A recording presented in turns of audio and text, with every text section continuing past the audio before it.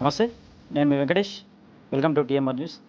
ఈరోజు మనతో పాటు విశారదన్ మహారాజ్ గురించి అత్యధికంగా కీలక విషయాలు తెలిసిన వ్యక్తి. విశారదన్ మహారాజును కలవాలంటే నిజంగా మీడియా సీన్‌ను కలిస్తేనే పని అవుతది. ముందు మీడియా సీన్‌ను కలిసిన తర్వాత విశారదన్ మహారాజుని కలవాలి. మనం ఒక వాయిస్ కూడా తీసుకోవడం జరిగింది. దానికి సంబంధించి అనేకమైన కామెంట్లు వచ్చినాయి. అంటే కొన్ని విశారదన్ మహారాజు గురించి చీకటి కోణాలని, మీడియా సీన్ గురించి నిజంగా కొన్ని కోట్ల రూపాయలతోని టీఆర్ఎస్‌తోని కుమ్మక్కైందని, ఈ అంశాలకు సంబంధించి అనేకమంటి అనుమానాలున్నాయి. అది ఏది నిజం, ఏది అబద్ధం దీని గురించి తెలుసుకునేందుకు ఈరోజు మనం మీడియా సీనన్నతో ఉన్నాం. లైవ్ల ద్వారా మీడియా కన్వీనర్గా నేను ఫేస్ చూపిస్తేనే వాడి ఫేస్ తెలిసింది. ఓకే.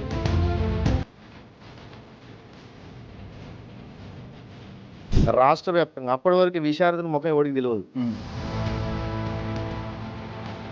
చాలా గొప్పగా ఇప్పుడు ఈ బహుజన సమాజానికి ఏందంటే ఒక చాలా గొప్ప వ్యక్తిగా తనకు తాను పరిచయం చేసుకుంటున్న నేపథ్యంలో విశారదన్ అనేటువంటి ఈ సైకో గాడికి రాజకీయము, రాజ్యాధికారము అనేటువంటి ఒక యాంగిలే లేదు అసలు. ఎంఆర్పిఎస్లో ఉండి అక్కడ 3 సార్లు బహిష్కరణకు గురైంది. కారణాలు ఏవైనా కూడా. బీఎస్పీలోకి వచ్చింది, ఇక్కడ 2 సార్లు బహిష్కరణకు గురైపోయింది. ఇక్కడ పుట్టగతులు లేవు.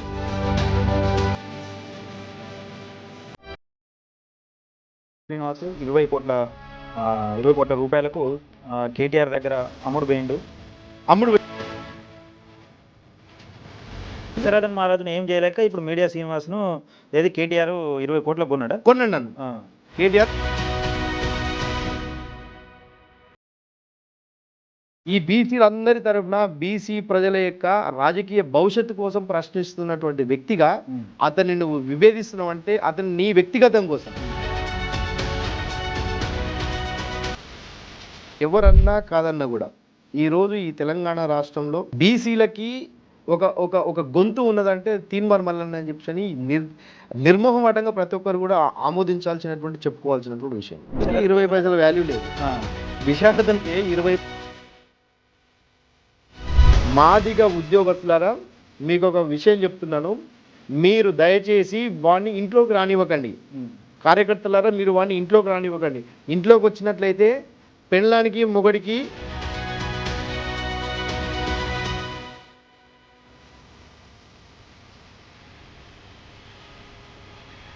వాడొక దొంగ లంగ, వాడొక తామాంగుడు, వాడొక ఏమంటాం వావి వరుసలు లేనటువంటి ఒక ప్రకృతి విరుద్ధ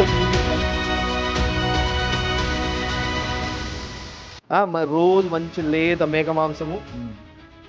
సో ఇవన్నీ మంచి పడక ఎక్కడ పోయినా సరే ఒక లాడ్జింగ్ ఉండాలి. ఎక్కడ ఏ హెడ్ క్వార్టర్కి పోయినా కూడా మంచి చూస్తాడు. పడుకుంటే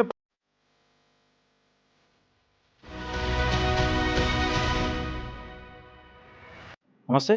నేను మీ Venkatesh. Welcome to TMR news. ఈరోజు మనతో పాటు విశారదన్ మహారాజ్ గురించి అత్యధికంగా కీలక విషయాలు తెలిసిన వ్యక్తి. విశారదన్ మహారాజును కలవాలంటే నిజంగా మీడియా సీన్ను కలిస్తేనే పని అవుతుంది. ముందు మీడియా సీన్ను కలిసిన తర్వాత విశారదన్ మహారాజుని కలవాలి. మనం ఒక వాయిస్ కూడా తీసుకోవడం జరిగింది. దానికి సంబంధించి అనేకమైన కామెంట్లు వచ్చినాయి. అంటే కొన్ని విశారదన్ మహారాజు గురించి చీకటి కోణాలని, మీడియా సీన్ గురించి నిజంగా కొన్ని కోట్ల రూపాయలతోని టీఆర్ఎస్‌తోని కుమ్మక్కైందని, ఈ అంశాలకు సంబంధించి అనేకమంటి అనుమానాలు ఉన్నాయి. అది ఏది నిజం, ఏది అబద్ధం దీని గురించి తెలుసుకునేందుకు ఈరోజు మనం మీడియా సీనన్నతో ఉన్నాం. నమస్తే అన్న. నమస్తే అన్న. నిజంగా విశారదన్ మహారాజుకు మీకు ఎట్లా పరిచయం ఏర్పడ్డది? అసలు మీడియా శ్రీనివాస్ అంటే నిజంగా మీ పేరే మీడియా శ్రీనివాస? మీడియా అనేది మీకు ఎట్లా వచ్చింది అసలు ముందు పేరు? నమస్తే అన్న. ముందుగా మీరు బాగున్నారని చెప్పి నేను అనుకుంటున్నా. యాక్చువల్గా మీరు ఏదైతే నన్ను ఒక ఆడియో కాల్లో తీసుకొని మాట్లాడినప్పటి నుండి చాలా యూట్యూబ్ ఛానల్ వాళ్ళు చాలామంది పిలుస్తూ ఉన్నారు. చాలామంది అన్న మీతో మాట్లాడాలని చెప్పి అంటున్నారు. కాకపోతే నాకున్నటువంటి కొన్ని పరిస్థితుల దృష్ట్యా నేను రాలేకపోయాను. సో మీతో నేను ఆడియోలో మాట్లాడినా కాబట్టి ఖచ్చితంగా మీరు పిలిచి రావాలి అనేటువంటి ఉద్దేశంతో రావడం జరిగింది. అంటే నాకు కూడా కొన్ని క్లారిఫికేషన్స్ 100% మీరు మాట్లాడిన మాటలకు నాకు కొన్ని కాల్స్ వస్తున్నాయి. ఈ మధ్య కాలంలో చాలా మంది నిజమేనా, నువ్వు ఎట్లా మాట్లాడుతావు, అట్లా అసలు చెప్పింది మీరు, కాకపోతే క్లారిఫికేషన్ కావడం కోసం మీ ముందుకు వచ్చిన. ఖచ్చితంగా అది అవసరం కూడా. సో వాస్తవానికి నన్ను మీడియా శ్రీనివాస్ అని చెప్పి ఎందుకంటారు అనేటువంటి విషయము విశారదన్ టీంతో ఉన్నటువంటి వాళ్ళకు ఆల్మోస్ట్ తెలుసు. బట్ బయట సమాజానికి మీడియా శ్రీనివాస్ అంటే ఏ మీడియాలో పనిచేస్తాడు అనేటువంటి ఒక డౌట్ ఉంటుంది. అవును.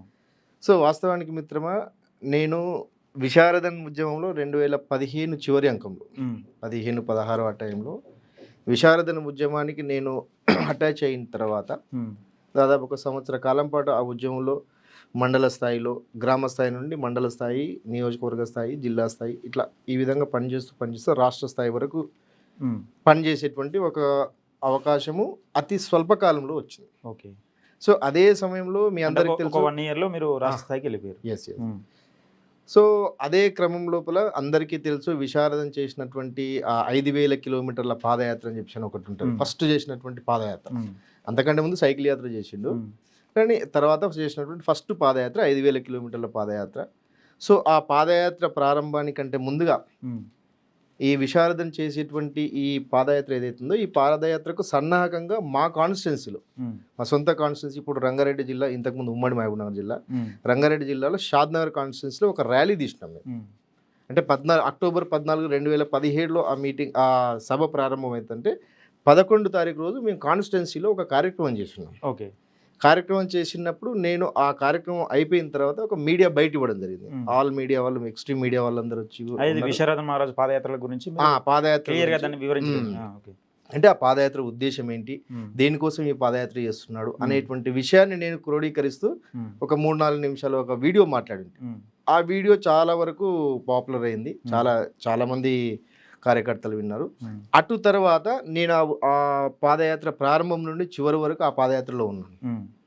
సో ఆ పాదయాత్రలో ఎప్పుడైతే ఎంటర్ అయిన తర్వాత విశారదన్ ఏం చేసిందంటే, అంటే నాకున్నటువంటి ఒక టెక్నికల్ స్కిల్స్ కావచ్చు, నాకున్నటువంటి స్టేజ్ల మీద మాట్లాడేటువంటి ఒక ఎబిలిటీ కావచ్చు, వీటన్నిటిని క్యాచ్ చేసుకొని రాష్ట్రానికి సంబంధించినటువంటి మీడియా వ్యవహారాలన్నీ కూడా చూసేటువంటి బాధ్యత నాకు అప్పచెప్పడం జరిగింది. So state media convener, at the same time state spokes person media. ఆ ఉద్యమానికి, విశారదన్ ఉద్యమం ఏదైతే ఉందో ఆ ఉద్యమానికి 2017 నుండి, అంటే అతడి పాదయాత్ర ప్రారంభమైనప్పటి నుండి ఆ 17 నుండి ఆ ఉద్యమానికి స్టేట్ మీడియా కన్వీనర్గా ఉంటూ ఆ పాదయాత్ర ఆశాంతం డే 1 నుండి 83 రోజులు జరుగుతుంది ఆ పాదయాత్ర. డే 1 నుండి 183వ రోజు వరకు, అంటే వరంగల్లో ముగింపు సభ వరకు కూడా ప్రతిరోజు విశారదం చేసినటువంటి ఆ పాదయాత్రకు సంబంధించినటువంటి route map, at the same time pilot work, at the same time ప్రతిరోజు అతను పాదయాత్ర చేసినటువంటి క్రమంలో ఉన్నటువంటి ప్రతి విషయాన్ని మీడియాకి నేను అందించడం, మీడియాని కోఆర్డినేట్ చేస్తూ ఉండడం, ఈ విధంగా ఈ వ్యవహారాలు చేసే క్రమంలో నన్ను అందరూ కూడా మీడియా సీన్ అని చెప్పానండి. ఓకే. ఇది నాకు మీడియా సీన్ అనేటువంటి ఈ పేరుకున్నటువంటి నేపథ్యం. సో ఈ క్రమంలో మీడియా శ్రీనివాస్గా నేను నాకు ఇచ్చినటువంటి బాధ్యతను రాష్ట్ర వ్యాప్తంగా, అప్పటి వరకు విశారదన్ ముఖం ఎవరికి తెలియదు, 2017 వరకు, అప్పటి వరకు ఏదో ఉస్మానియా యూనివర్సిటీలో ఒక పిహెచ్డి చేస్తూ స్కాలర్గా ఉంటూ ఏదో మంచి స్పీచ్లు ఇస్తాడు అనేటువంటి అదే తెలుసు తప్ప, అప్పటి వరకు ఈ ఉద్యమానికి కానీ విశారదన్ కానీ మీడియా ముఖంలో అతని ఫేస్ ఎవరికి తెలియదు. ఓకే. సో ఆ పాదయాత్రలో ప్రతిరోజు కూడా సోషల్ మీడియాని ఉపయోగిస్తూ ఫేస్బుక్ లైవ్లు పెడుతూ, ఆ ఫేస్బుక్ లైవ్ ద్వారానే వీడి ఫేస్ తెలుసు. విశారదన్ అనేటువంటి ఫేసు 2017 పాదయాత్ర ద్వారా మీడియా శ్రీనివాస్ పెట్టేటువంటి ఫేస్బుక్ లైవ్ల ద్వారా మీడియా కన్వీనర్గా నేను ఫేస్ చూపిస్తేనే వాడి ఫేస్ తెలిసింది. ఓకే. అంటే మీ ద్వారా మిగతా ప్రజలకు ఇది 100%, ఇది ప్రతి ఒక్కరికి తెలుసు, ఆ టైంలో అతనితో పనిచేసిన వాళ్ళందరూ కూడా తెలుసు. ఇది యాక్చువల్గా మీడియా శ్రీనివాస్కు ఉన్నటువంటి నేపథ్యం అది. సో ఈ క్రమంలో నేను ఆ పాదయాత్ర మొత్తం కూడా సక్సెస్ఫుల్గా ఆ కార్యక్రమాన్ని ఎట్లా చేసిన అనేది అప్పుడు ఉన్నటువంటి కార్యకర్తలకు ప్రతి ఒక్కరికి కూడా తెలుసు. అంటే విశారదన్ ఉద్యమానికి 2016 నుండి 2020 వరకు, అంటే కరోనా లాక్డౌన్ టైం వరకు కూడా విశారదన్ ఉద్యమానికి స్టేట్ మీడియా కన్వీనర్గా, స్టేట్ స్పోక్స్ పర్సన్గా, అతడు చేసిన పాదయాత్రకు స్టేట్ కోఆర్డినేటర్గా నేను పనిచేసుకున్నాను. సో ఈ క్రమంలో అతడి గురించి, అతడి ఉద్యమం ఏంటి, అతడి ఆలోచన ఏంటి, అతడి స్పీచ్లు ఏంటి, అతడి ఇన్నర్ ఏంటి, ఓకే, అతడు చేసేటువంటి స్టేట్మెంట్లో అర్థం ఏంటి, అతనికి 1-to-1 ఉండేటువంటి అవకాశం దాదాపుగా 2 సంవత్సరాలు వచ్చింది నాకు. కాబట్టి అతడు 1-to-1 ఏంటో, ఇన్నర్ ఏంటో, అవుటర్ ఏంటో నాకు పూర్తిగా తెలుసు. కాబట్టి అతడికి సంబంధించిన ప్రతి విషయం కూడా నేను చెప్పగలను. అంటే మీడియా సీను ఇంత చక్కగా పనిచేసిన నేపథ్యంలో ఎందుకు మీడియా సీన్ గెంటి వేయబడ్డా, లేకపోతే నిజంగా టీఆర్ఎస్తో చేతులు కలిపి ఇందులో కొన్ని కామెంట్లు వచ్చినాయి. సరే, విశారదన్ గురించి కామెంట్లు వచ్చినాయి, దాని సంగతి చూద్దాం. కానీ మీడియా సీన్ గురించి కూడా కొన్ని ఆరోపణలు ఉన్నాయి. ఒక 20 కోట్ల రూపాయలకు టీఆర్ఎస్ తోని కుమ్మక్కై నిజంగా 20 కోట్ల రూపాయలు నీకు ఇచ్చిందా టీఆర్ఎస్ పార్టీ? ఇది 100% మనం మాట్లాడాల్సినటువంటి విషయం. ఎందుకంటే ఇక్కడ ఒకటే విషయం ఏంటంటే నేను వాస్తవానికి 2020 తర్వాత కరోనా టైం లోపల యాక్చువల్గా మీరు పార్టిసిపేట్ చేసింది డిఎస్పీ అంటే దళిత శక్తి ప్రోగ్రామ్ అనే పదంతోనే కదా? దళిత శక్తి ప్రోగ్రామ్. ఓకే, దళిత శక్తి ప్రోగ్రామ్ డిఎస్పి. సో ఇక్కడ ఒక నేపథ్యం ఏం చెప్పుకోవాలంటే మీకు కూడా చాలా మంది కామెంట్స్ చేసి ఉంటారు, ఒక ఫ్రాడ్, ఒక ఇల్లీగల్ దందా, అనేక కామెంట్స్ నేను కూడా చూసున్నది. సో వీటికి సమాధానం చెప్పాల్సినటువంటి అవసరం కూడా ఉన్నది. సో వాస్తవానికి ఏంటంటే నేను ఎప్పుడైతే విశారదంతో ఇప్పటికంటే ఈ వీడియో ఆశాంతం కూడా మనం అర్థం చేసుకోవాల్సింది, చూస్తున్న వాళ్ళు కూడా అర్థం చేసుకోవాల్సింది ఏంటంటే విశారదన్ అనేవాడు వాడి యొక్క వ్యక్తిత్వం ఏంటి, వాడి యొక్క ఆలోచన ఏంటి, వాడి లక్ష్యం ఏంటి, వాడి సిద్ధాంతం ఏంటి, వాడి పోకడేంటి, ప్రవర్తన ఏంటి అన్నీ తెలిసినటువంటి వ్యక్తిగా ప్రస్తుతం సమాజంలో ఒక లీడర్గా, ఒక పార్టీకి ఒక నాయకుడిగా ప్రజల మధ్య ఉంటున్నాడు. కాబట్టి అలాంటి వ్యక్తి గురించి చెప్పాల్సినటువంటి సామాజిక బాధ్యతతో భౌతిక పరంగా ఏ రకమైనటువంటి విభేదం లేదు, భావజాల పరంగా అతనితో విభేదం ఉన్నటువంటి విషయాలు మాత్రమే ఒక సామాజిక బాధ్యతగా భావించి నేను చెప్పాల్సినటువంటి అవసరం ఉంది. ఓకే, సో ఇక్కడ ఎందుకంటే నేను ప్రారంభంలోనే చెప్పిన అతడి ఉద్యమానికి ప్రాణం పోసినటువంటి 5,000 కిలోమీటర్ల పాదయాత్ర ఏదైతే ఉందో ఆ పాదయాత్రని దగ్గరుండి డే 1 నుండి డే 183 వరకు కూడా ఉన్నటువంటి వ్యక్తిగా, ఆ ఉద్యమాన్ని ప్రపంచానికి చూపించినటువంటి వ్యక్తిగా, నేను ఆ ఉద్యమానికి ఎంతో అంకితభావంతో ఎంత హార్డ్ వర్క్ చేస్తేనే నాకు ఆ అవకాశం రాదు. ఓకే, ఉన్నటువంటి వ్యక్తిగా సో అక్కడ జరిగే తప్పులను కూడా బయటకు చెప్పాల్సినటువంటి అవసరం ఉంది. సో ఆ క్రమంలో అంటే తప్పులు అంటే మిస్టేక్స్ ఏమున్నాయి అసలు? విశారదన్ అంటే చాలా గొప్పగా ఇప్పుడు ఈ బహుజన సమాజానికి ఏంటంటే ఒక చాలా గొప్ప వ్యక్తిగా తనకు తాను పరిచయం చేసుకుంటున్న నేపథ్యంలో మీరు ఆ వ్యక్తి పైన అంటే ఆరోపణలు చేయడానికి ముఖ్య కారణం నిజంగా మీ వ్యక్తిగత ద్వేషం వలన, లేకపోతే సమాజానికి తెలియకుండా అతనికి సంబంధించిన చీకటి కోణాలు ఏమన్నా ఉన్నాయి? 100%. ఎందుకంటే వ్యక్తిగతం ఏం లేదు. ఎందుకంటే ఫర్ ఎగ్జాంపుల్ ఇప్పుడు విశారదన్ నా గురించి ఏదో తప్పుడు కేసులు పెట్టించి జైలుకు పంపించి ఇది చేసినట్టయితే వ్యక్తిగతంగా నా ఒక్కడికే నష్టం. నా ఒక్కడికి నష్టమైనప్పుడు నేను దాన్ని బయటకు చెప్పుకున్నా కూడా ఉపయోగం ఉండదు. సో నా పని అనేది నేను చేసుకునేవాడిని. కానీ విశారదన్ అయినటువంటి ఈ సైకోగాడు చేస్తున్నటువంటి ఈ వ్యవహారంలో లిటరల్గా మాదిగ సమాజంలో కేవలం మాదిగ సమాజంలో ఉన్నటువంటి యూత్ని టార్గెట్ చేసి నేను ఇంతకుముందు ఆడియోలో కూడా చెప్పిన 20 to 30 ఏజ్ గ్రూప్ను వాడు టార్గెట్ చేస్తాడు. ఓకే, ఈ ఏజ్ గ్రూప్ను టార్గెట్ చేసి వాడు చదువుకునే టైంని కిల్ చేస్తాడు, వాడు ఉద్యోగాలకు ప్రిపేర్ అయ్యేటువంటి టైంని కిల్ చేస్తాడు, వ్యక్తిగతంగా ఒక పెళ్లి పేరెంటని చేసుకునేటువంటి ఈ టైంని కిల్ చేస్తాడు.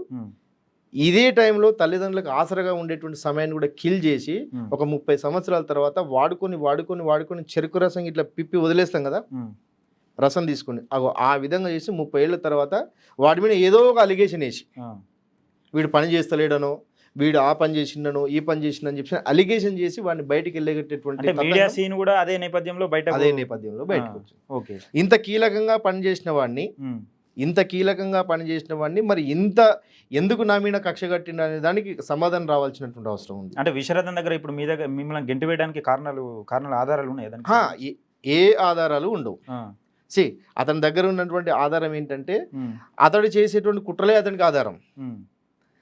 అంటే దీనికి ఏదైతే నేను 20 కోట్లకు అమ్ముడు పోయినానని 2020లోనే నేను 20 కోట్లకి అప్పుడున్న టీఆర్ఎస్తో నేను అమ్ముడు పోయానట్టు. నిజంగా అంత ఇప్పుడు విశారదన్కు ఉంటుందా 20 కోట్లు? విశారదన్కి 20 పైసల వాల్యూ లేదు.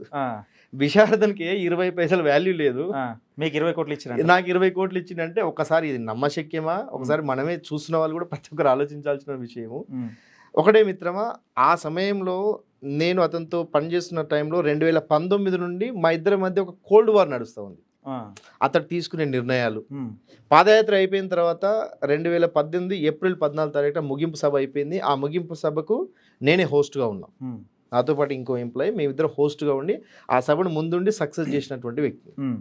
ఆ సభ అనంతరం ఏది మాదిగల మహారాజులు అని చెప్పే కార్యక్రమం, పట్టాభిషేకం, మహారాజుల పట్టాభిషేకం అని చెప్పి ఒక కార్యక్రమం ముగింపు సభ జరిగింది. ఓకే, దానికి దాదాపు 1,00,000 మంది వచ్చారని చెప్పి అనుకుంటాడు, కానీ అక్కడ 30-35 వేల మంది వచ్చారు జేఎన్ఎస్ గ్రౌండ్లో వరంగల్లో.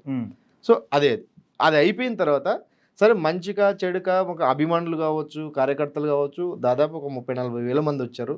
వచ్చినటువంటి వాళ్ళని ఒక క్యాడర్గా మలుచుకునేటువంటి ఒక క్రమంలో క్యాడర్ క్యాంపులు పెడదామనేటువంటి ఒక ఆలోచన ఇవ్వడం, కొంచెం ప్రోగ్రెసివ్గా ఉద్యమాన్ని. ఎందుకంటే యాక్చువల్గా విశారదన్ ఉద్యమానికి నేను అట్రాక్ట్ అయిన ఉద్దేశం ఏంటంటే, అప్పటి వరకు అంబేద్కర్ ఐడియాలజీ అనేది నాకు మొదటగా తెలిసినటువంటి వ్యక్తి ఎవరంటే మందకృష్ణ మాదిగ. సో మందకృష్ణ మాదిగ అంటే అంబేద్కర్ అంటే మందకృష్ణ మాదిగ గుర్తొచ్చేలాగా, అంటే ఎంఆర్పిఎస్ అంటూ మాదిగలను ఒక ఉనికి ఉద్యమాన్ని తీసుకెళ్తూ ఉన్నటువంటి క్రమం లోపల అతడిపైన అనేక రకాల అలిగేషన్స్ వస్తున్నటువంటి టైం లోపల సో ఈ విశారదన్ అనేటువంటి వాడు వీడి యొక్క స్పీచ్లు ఏదో ఓయిలో ఒక తీన్మార్ తడాక అనేటువంటి ఒక దాంట్లో ఒక ఆ స్పీచ్ చూసి కొద్దిగా అగ్రెసివ్ ఆ మాటలు చూసి నిజంగా అట్రాక్ట్ అయినాం. అరే అమ్మ ఏదో బాగా చెప్తున్నాడు కదా, బాగా స్పీచ్లు ఇస్తున్నాడు కదా, ఒక నాయకునిలాగా కనబడుతున్నాడు కదా అని చెప్పేసి కొంతమంది మిత్రుల ద్వారా విషయం తెలిసిన తర్వాత ఇతను 1-to-1 నేను ఇట్లా మనం ఎట్లా కూర్చున్నాం అట్లా కలిసినమాట. కలిసింది అసలు ఏంటి మీ లక్ష్యం ఏంటి, మీరు ఏం చేయాలనుకుంటున్నారు ఏంటి అంటే సింపుల్గా ఒకటే చెప్పిండు, ఒక 6 నెలల పాటు ప్రయాణం చేయి మిత్రమా, నీకు అన్ని విషయాలు అర్థమైపోతాయి. బెటర్గా ఏంటంటే బీజేపీకి ఆర్ఎస్ఎస్ ఏ విధంగా అయితే కల్చరల్ మూమెంట్ని ఏదైతే బేస్ ఉంటుందో ఆ విధంగా బహుజన్ సమాజ్ పార్టీ బీఎస్పీకి డిఎస్పీ ఆ విధమైనటువంటి పని చేస్తుంది. అంటే ఏనుగు గుర్తును ప్రమోట్ చేయడము, కుమారి మాయావతి గారిని పీఎం చేసేటువంటి లక్ష్యంతో ఇది ఉన్నది. మీరు ప్రయాణం చేస్తూ ఉండండి, ప్రయాణంలో మీకు అన్ని విషయాలు తెలుస్తాయి అనేటువంటి విషయం చెప్పేసరికి అప్పటి వరకు కాన్షీరాము, ఏనుగు గుర్తు, బహుజన్ ఐడియాలజీ అంటే కొంత ప్రాథమిక పరిచయం ఉన్నటువంటి నేను, అరే నాకున్నటువంటి ప్రాథమిక పరిచయాన్ని కొనసాగింపుగానే ఇది ఉంది కదా అనేటువంటి కోణంలో డిఎస్పీ ఫర్ బిఎస్పీ అంటేనే దాంట్లోకి మనం రావడం జరిగింది. ఓకే, అంటే మన ఆలోచన అదే ఉంటుంది కదా, ఇదే ఇక్కడ ప్రోగ్రెస్ ఉంటేనే, అంటే చెప్పే దాంట్లో ప్రోగ్రెస్ ఉంటేనే మనం అక్కడ ఉంటాం. అంటే ఇది ఇప్పుడు డిఎస్పీ అనేది పార్టీగా మారిన తరుణంలో మీరు ఉన్నారా? లేదు, అసలు అంటే ఈ పార్టీ ఎట్లా మారింది, ఎందుకు మారింది అనేది మనం కొంచెం చివర్లో చెప్పుకుందాము. సో ఈ డిఎస్పీ అనేది బిఎస్పీ కోసమే ఎన్నికల సమయం లోపల మనము ఏనుగు గుర్తుకే ఓటు వేస్తాము. ఏనుగు గుర్తును మనం ప్రచారం చేయడం కోసం మాత్రమే, ప్రమోట్ చేయడం కోసం మాత్రమే, మన రాజకీయ వేదిక బ్యాక్ బోన్ గా ఆర్ఎస్ఎస్ ఎట్లా ఉంటుంది బీజేపీకి, ఆ విధంగా మనం బ్యాక్ బోన్ గా ఉంటాము. కల్చరల్ మూవ్మెంట్ అవసరము, పార్టీకి అనుబంధంగానే ఉండేటువంటి సంఘం అని ఒక ప్రాథమికంగా చెప్పడంతోనే ఒక అంచనాకు వచ్చి నిర్ణయం తీసుకుని అతనితో జర్నీ చేయడం జరిగింది. ఈ జర్నీలో 2019 ఆ టైంలో ఒక ఇన్సిడెంట్, 2019 ఆ టైంలో అప్పుడు పార్లమెంట్ ఎన్నికలు వచ్చినాయి.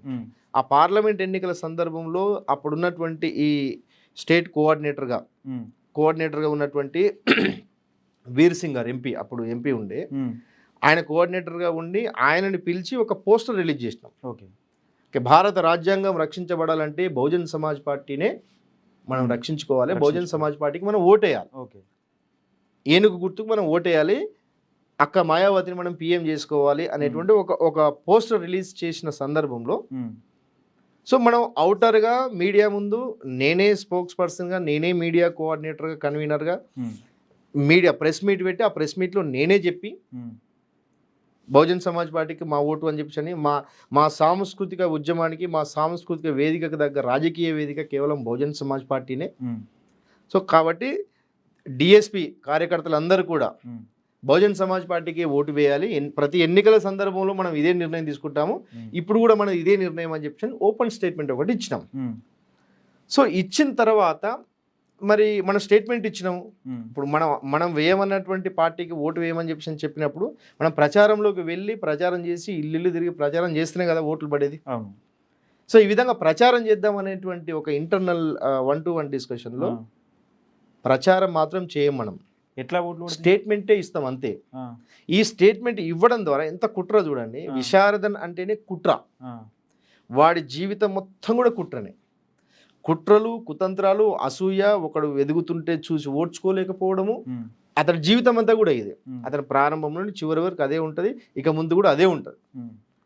సో ఈ క్రమంలో మరి ఎట్లా మనం ప్రచారంలోకి పోవాలి కదా అని చెప్పి టైంలో అతడు చెప్తున్నటువంటి మాట ఏంటంటే, నేను ఇంతకుముందు ఆడియోలో కూడా చెప్పిన, ఆడియో విన్న వాళ్ళకి ఇది తెలుస్తుంది. ఎప్పుడైతే బహుజన్ సమాజ్ పార్టీ పేరు చెబుతూ బహుజన్ సమాజ్ పార్టీకి ఏనుగు గుర్తుకు ఓటేస్తామని చెబితేనే సమాజం మనల్ని రిసీవ్ చేసుకుంటుంది, దళిత శక్తిగా మనల్ని రిసీవ్ చేసుకుంటుంది, లేకుంటే మనకి ఎగ్జిస్టెన్స్ ఉండదు. మనం బయటికి మాత్రం పార్టీకి ఓటు అంటాం, కానీ మనం ఓటు వేయించేటువంటి క్రమంలో మనం ఎక్కడ కూడా ప్రచారంలో ఉండము. అట్లా ఎట్లా పడుతుంది ఎట్లా ఓటు మరి? అదే ఓటు పడకూడదు, బయటికి ఏమో వేయాలని చెప్పి అంటే ఇంటర్నల్ గా కుట్రలు వేరే ఉన్నాయి. తిట్టని పోరా గాడి కొడుకు అని చెప్పి అంటారు కదా. అంటే నేను వేస్తా అంట కానీ వేయకుండా ఉండేదానికి కుట్రలు చేస్తూ ఉంటా. దీనికి ఇన్నర్ ఐడియాలజీ ఏంటంటే, అంటే ఈయన ఉద్దేశం ఏమైనా లోపల ఏమైనా ఉన్నదా? ఆ ఉద్దేశం ఏంటంటే బహుజన్ సమాజ్ పార్టీ బలహీన పడితేనే, ఇప్పుడు ఫర్ ఎగ్జాంపుల్ బహుజన్ సమాజ్ పార్టీకి ఒక 2% ఓట్లు వచ్చినాయి అనుకోండి. 2% ఓట్లు వస్తే వెనుక పనిచేసినటువంటి వ్యక్తులకు వస్తా, పార్టీకి వస్తుందా? పార్టీకి అల్టిమేట్ గా పార్టీకి ఇన్ని పర్సెంటేజ్ ఓట్లు వచ్చినాయి, పార్టీ బలపడుతుంది, పార్టీ బలపడుతుంది. సో నువ్వు ఓట్లు వేసి నువ్వు ప్రచారం చేస్తే పార్టీ బలపడుతుంది, నీ ఉద్యమం బలపడదు కదా. కాబట్టి మనం వేస్తామంటాం కానీ ఇక్కడ ప్రచారం చేయం. అవసరం అంటే నీ ఇష్టం వేసుకో ఇంటర్నల్ గా. సో ఈ రకమైనటువంటి కుట్రతోటి, అంటే తల్లి పాలు స్టేట్మెంట్ల వరకే పరిమితం కానీ మనం ఓట్లేపి. ఈ క్రమంలో అతడు కేవలం ఓట్లు వేయించేటువంటి వ్యక్తిగా కాకుండా జస్ట్ స్టేట్మెంట్లకే పరిమితం అయింటాడు. ఇంటర్నల్ గా వాళ్ళకి చెప్పేటువంటి జిల్లా కన్వీనర్లకు చెప్పేటువంటి విషయం ఏంటంటే, మనం ప్రచారం చేయము, ఓటు వేస్తామని చెప్పి చెప్తాం. ఎందుకంటే పార్టీ బలహీనమైతేనే మన ఉద్యమం బలపడుతుంది. ఓకే, ఇది ఒక సెంట్రల్ ఐడియా. అంటే దీన్ని ఇతని ఉద్యమం బలపడితే ఈయనకు వచ్చే లాభం ఏంటిది అసలు? అంటే ఇంటర్నల్ గా ఏమైనా కోరుకుంటుండా, లేకపోతే బీఎస్పీ పార్టీని వీక్ అయిన తర్వాత ఇప్పుడు డిఎస్పీ దళిత శక్తి అనేది బీఎస్పీ పార్టీని బలపరిచేందుకే కదా. ఇంటర్నల్ గా వీక్ అయితే ఇతనికి ఏం లాభం? అయితే ఇంటర్నల్ గా వీక్ అయితే ఏంటంటే, ఈ తెలుగు రాష్ట్రాల్లో అంటే ఈ తెలంగాణలో ఇక బీఎస్పీ పని అయిపోయింది, ఆల్టర్నేటివ్ నేనే. ఇంకా ఆల్టర్నేటివ్ నేనే. ఇప్పుడు కృష్ణమాదిక్ గారు ఉన్నారు, ఆయన ఎంఆర్పిఎస్ ఉద్యమము. ఓకే, దెన్ అంతకుముందు ఆర్ఎస్ ప్రవీణ్ కుమార్ ఉండి ఆయన స్వేరే అనుకుంటూ బీఆర్ఎస్ అంటే ఇప్పుడు ఉన్నటువంటి బీఆర్ఎస్ కంటే టీఆర్ఎస్ కు అనుబంధ సంఘంగా పనిచేస్తూ ఉంటాడు. సో నేను ఇక బహుజన రాజకీయం అంటే మాదిగలకు, ఎస్పెషల్గా మాదిగలకు నేనే నాయకుడిని, పార్టీ పని అయిపోయింది, ఇంకా నేనే ఆల్టర్నేటివ్ అనేటువంటి ఇండికేషన్ బయటికి పంపించడం కోసం మాత్రమే. సో ఇదొక కుట్ర అనమాట. అంటే బహుజన్ సమాజ్ పార్టీ నిజంగా ఇక్కడ మనం ఒక కొటేషన్ బాగా గుర్తు చేసుకోవాలి. కన్షిరామ్ గారు బ్రతుకుండగానే ఏం చెప్పిండంటే, నా మరణానంతరం ఏనుగు గుర్తు నీకు ఏ రూపంలో వచ్చినా కూడా అక్కడ నేను బతికున్నట్టే అన్నాడు. ఓకే, అవునా కదా. నా మరణానంతరం ఏనుగు గుర్తు నీకు ఎవరి ద్వారా వచ్చినా కూడా, ఏ రూపంలో వచ్చినా కూడా నేను అక్కడ బ్రతికున్నట్టే. అంటే ఇప్పుడు మరి ఏనుగు గుర్తు నువ్వు అంతం చేయాలని చెప్పేసి కుట్రతో ఉన్నవాడివి, నువ్వు కన్షిరామ్ ఐడియాలజీని, కన్షిరామ్ పని విధానాన్ని, కన్షిరామ్ గారి పార్టీని నువ్వు ఎట్లా నువ్వు అది చేస్తున్నట్టు తీసుకోలేదు. పార్టీని నువ్వు అంతం చేయడానికి కూర్చున్నావు ఈ తెలంగాణలో. అవును, పార్టీని మొత్తం కూడా సమూలంగా అంతం చేయాలని చెప్పేసి కూర్చో, ఆ ఐడియాలజీ తోటి నువ్వు. అలాంటప్పుడు నీ కన్షిరామ్ గారి ఫోటో పెట్టుకునే అర్హత ఎక్కడిది అసలు? అవునా కదా. నీ కన్షిరామ్ గారి ఫోటో పెట్టుకునే అర్హతనే లేదంటున్నాను నేను. కన్షిరామ్ గారిని అంతం చేయడానికి కోసం మాత్రమే కూర్చున్నాను. సో ఇంతకు మించి వేరే లక్ష్యం లేదు. ఓకే, ఈ విషయం ఇట్లా ఉంటారన్నా, మందకృష్ణ మాదిగకు నిజంగా ఏది విశ్వరంజన్ మహారాజుకు పరిచయం అయింది అసలు? ఈ విషయంలో కూడా మీరు చాలా ఆరోపణలు చేశారు. అంటే విశ్వరంజన్ మహారాజు క్యారెక్టర్ గురించి కానీ ఇతర అంశాల గురించి కానీ మనం చాలా వరకు కింద కొన్ని కామెంట్లు వచ్చినాయి. నిజంగా దాని గురించి కూడా కొన్ని వివరణలు ఇవ్వాల్సి ఉంది. ఖచ్చితంగా. యాక్చువల్గా ఇప్పుడు కృష్ణమాదిగ గారి గురించి, కృష్ణమాదిగ గారికి ఇతడికి మధ్యలో ఉన్నటువంటి విషయం అంటే నాకు తెలిసినటువంటి సమాచారం వరకు, అంటే నేను ఇతనితో విభేదించిన తర్వాత నేను తెలుసుకున్నటువంటి విషయాల్లో ప్రధానంగా ఇతడు దండోరా ఉద్యమంలో పనిచేసేటువంటి క్రమంలో వీళ్ళ మధ్య జరిగినటువంటి డిస్టర్బెన్సెస్ ఏమున్నాయంటే, ఇతడు మొదటి నుండి కూడా అంతకంటే ముందు అంబేద్కర్ విద్యార్థి సంఘం అని చెప్పి ఒకటి పెట్టుకున్నాడు. ఓకే, సో అంబేద్కర్ విద్యార్థి సంఘం అని చెప్పి ఒకటి పెట్టుకున్నాడు. దాని తర్వాత దండోరా మూవ్మెంట్, దాని తర్వాత బహుజన్ సమాజ్ పార్టీ. సో ఈ విధంగా అతని ప్రయాణం కొనసాగుతుంది. అక్కడ ఏంటంటే ఎక్కడైనా సరే నేను ఒకటే చూడండి, బహుజన్ సమాజ్ పార్టీలో బహిష్కరించబడ్డాడు. ఎంఆర్పిఎస్ ఉద్యమంలో దాదాపు 3 సార్లు బహిష్కరించబడ్డాడు. ఎంఆర్పిఎస్ ఉద్యమం ఎందుకు ఒక వ్యక్తిని ఎందుకు బహిష్కరిస్తారు? సంఘానికి విరుద్ధంగా పనిచేస్తేనే, అంటే అందులో ఉండుకుంటూనే అతను ఎక్కడైతే ఉంటాడో అక్కడ దాన్ని విచ్ఛిన్నం చేస్తూ ఉంటాడు, గ్రూపులుగా డివైడ్ చేస్తూ ఉంటాడు. నీదొక గ్రూప్, నాదొక, తనకంటే ఒక వర్గం తయారు చేసుకుంటాడు. అంటే మంచిగా ఉన్నటువంటి వాతావరణం మొత్తం చెడగొడతాడు. వీడికి చెప్పేది వీడికి చెప్తాడు, వాడికి చెప్పేది వాడికి చెప్తాడు. ఎవడు ప్రశాంతంగా ఉండొద్దు. ఈ ప్రశాంతంగా ఉండే టైంలో దాన్ని చూసి వీడు గొడవ పడుతుండాలి, వాడు గొడవ పడుతుండాలి, అది చూసి ఆనందించేటువంటి ఒక సైకో గాడు వీడు. అందుకే సైకో అనేటువంటి పేరు ఎందుకు పెట్టానంటే, వీడికి రెండు ఇరు వర్గాలు కొట్టుకుంటూ ఉంటే, ఘర్షణ పడుతూ ఉంటే అది చూసి ఆనందించేటువంటి వాడు. అంటే ఇతనికంటూ లక్ష్యం గోల్ అనేది ఏం లక్ష్యం దేర్ ఇస్ నో గోల్. ఇతడి లక్ష్యం ఒకటే ఒక లక్ష్యం మిత్రమా. నేను ఇంతకుముందు కూడా చెప్పినటువంటి ప్రకారం ఇతడి లక్ష్యం ఒకటే ఒక లక్ష్యం. కృష్ణమాదిగ గారితోటి విభేదించిన తర్వాత అక్కడ వర్గాలుగా గ్రూపులుగా కుట్రలు కుతంత్రాలు వాడిది వీడికి వీడిది వాడికి కొన్ని లేడీస్ వ్యవహారాలు ఇవన్నీ చేసిన క్రమంలో దాంట్లో నుండి బహిష్కరించిన తర్వాత అక్కడ వీడి సెల్ఫ్ ఒక స్టేట్మెంట్ చేసుకొని నేనేంటో చూపిస్తా కొన్ని వాటర్ ఉంటుంది నేనేంటో చూపిస్తా అనేటువంటి ఒక కసితోటి బయటకు వచ్చి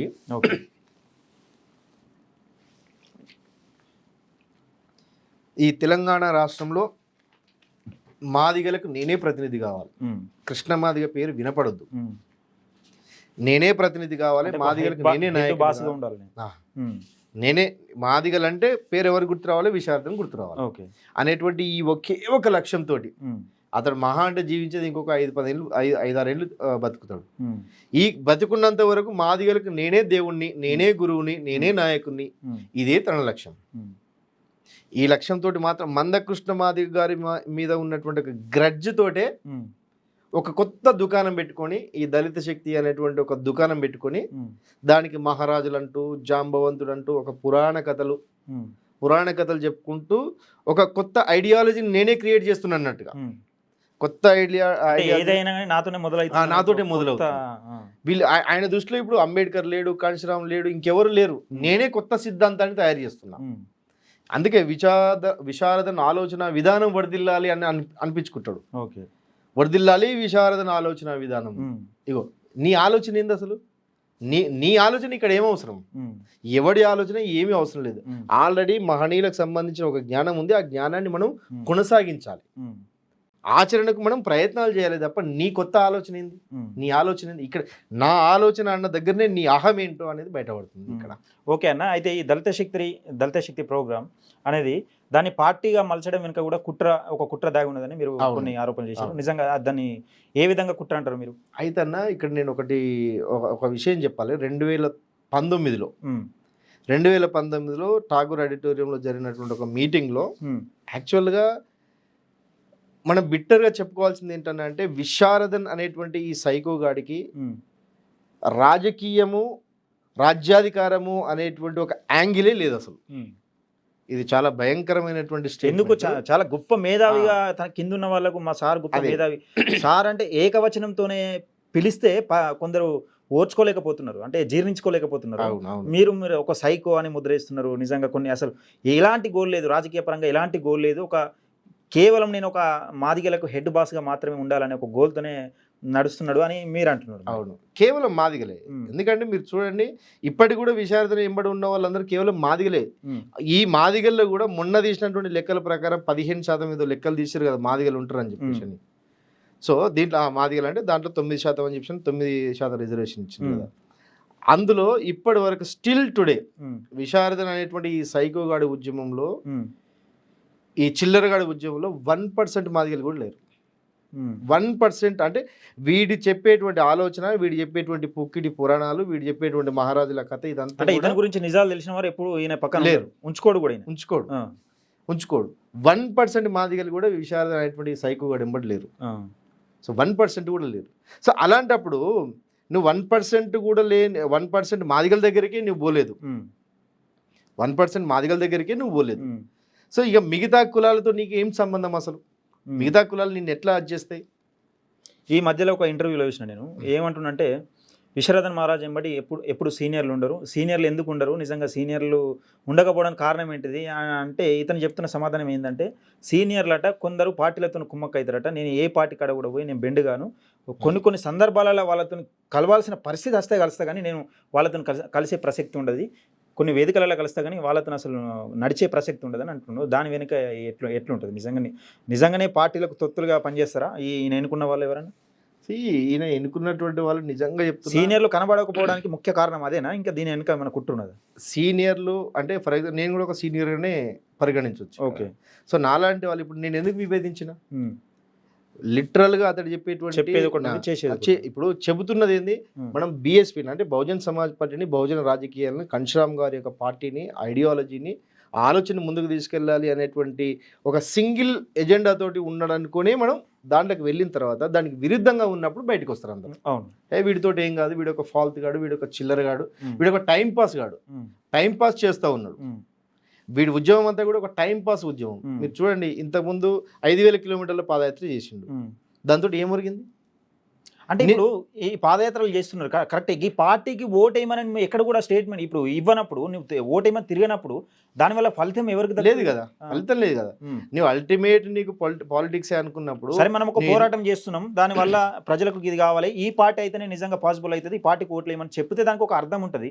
ఎలాంటి పార్టీకి ఓటేయమనకుండా నీ పోరాటం ఎవరి కోసం? అంతే కదా, నీ పోరాటం నువ్వు ఆ టైంలో నువ్వు ఏదో స్టేట్మెంట్ ఇచ్చి నువ్వు బయట వేరే అగ్రకుల పార్టీలకు నువ్వు మేలు చేస్తున్నటువంటి పని చేస్తున్నావు నీ యొక్క సంఘం ద్వారా. అంటే ఇతను వెనుక ఏదైనా అగ్రకుల పార్టీ నిజంగా పెద్దలు నేనేమనుకుంటానంటే, అగ్రకుల పార్టీలు, ఆధిపత్య కుల పార్టీలు కేర్ చేసేటువంటి స్థాయిలో కూడా విశారదం లేడా, ఆ స్థాయి కూడా లేదు. ఎందుకంటే ఇతను ఎంబడి ఏదో గుంపు ఉందని చెప్పేసి అని, ఏదో ఉందని చెప్పేసి అని అనుకునేటువంటి పరిస్థితి కూడా లేదు. ప్రతిసారి ప్రెస్ మీట్ పెట్టినప్పుడు చూస్తా ఈ మధ్యలో అన్ని కొత్త ఫేసులు, నిజంగా జెండాలు అంటేనే కొత్తగా ఏదో ఇప్పుడిప్పుడే చూస్తున్నాం అనే విధంగా కొన్ని కనబడతా ఉన్నాయి. అవును. సో ఇంతే మిత్ర, నేను వాస్తవానికి ఏమంటున్నానంటే, ఆ ఉద్యమంలో ఎప్పటికప్పుడు కొత్త వాళ్ళు ఒక 1 year ఉన్నాం అనుకోండి, 1 year ఉంటే ఈ కథ అంతా కూడా తెలిసిపోతుంది. ఇదంతా ఒక టైం పాస్ అని చెప్పి తెలిసిపోతుంది. టైం పాస్ అని చెప్పి ఎప్పుడైతే తెలిసిపోతుందో, దాదాపు ఇప్పటివరకు అతడితో స్టార్ట్ అయిన వాళ్ళు ఎవరూ లేరు. ఇప్పుడు ఎవరూ లేరంటే అర్థం ఏంటి? ఇతడు పోకడ కరెక్ట్ కాదు, ఇతడి విధానం కరెక్ట్ కాదు, ఇతడి ఆలోచన కరెక్ట్ కాదు, ఇతడి వల్ల సమాజానికి ఏమీ ఒరగదు.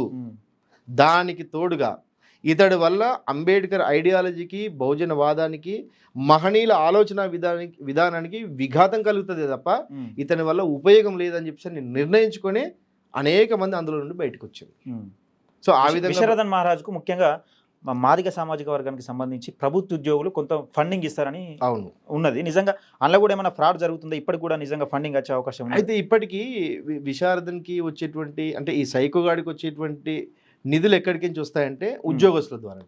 అమాయకులైనటువంటి ఎందుకు కొడతారు ఈయన? అంటే ఈయన ఏం చేయగలదు? మన బ్రతుకులు మారుస్తారు. అయితే సహజంగానే ఒక సగటు ఉద్యోగి ఏమనుకుంటాడంటే, అనేక సంవత్సరాలుగా మనకు అంటే అంబేద్కర్ ద్వారానే ఉద్యోగం వచ్చింది, రిజర్వేషన్స్ వచ్చినాయి, హక్కులు వచ్చినాయి. So pay back to society అనేటువంటి క్రమంలో నేను కూడా సమాజానికి కొంత చేయాలి అనే క్రమంలో ఎవడో ఒకడు మంచి చేస్తూ ఉంటే వాడికి కాంట్రిబ్యూషన్స్ చేయడం అనేది ఎట్లా చేయగలుగుతాడు? ఒక అసెంబ్లీలో అడుగుపెట్టాడు, మండలిలో అడుగుపెట్టాడు, ఎంపీగా పోటీ చేయడు, సర్పంచ్, వార్డ్ మెంబర్ ఇవన్నీ ఏం లేకుండా రాజ్యాధికారం ఎట్లా సాధ్యమవుతుంది? బీసీలకు, ఎస్సీలకు, ఎస్టీలకు రాజ్యాధికారం దిశగా ముందుకు తీసుకెళ్లే ప్రయత్నం చేస్తామని ఎట్లా గుడ్డిగా నమ్మించగలుగుతున్నాం మరి ఇన్ని రోజులు?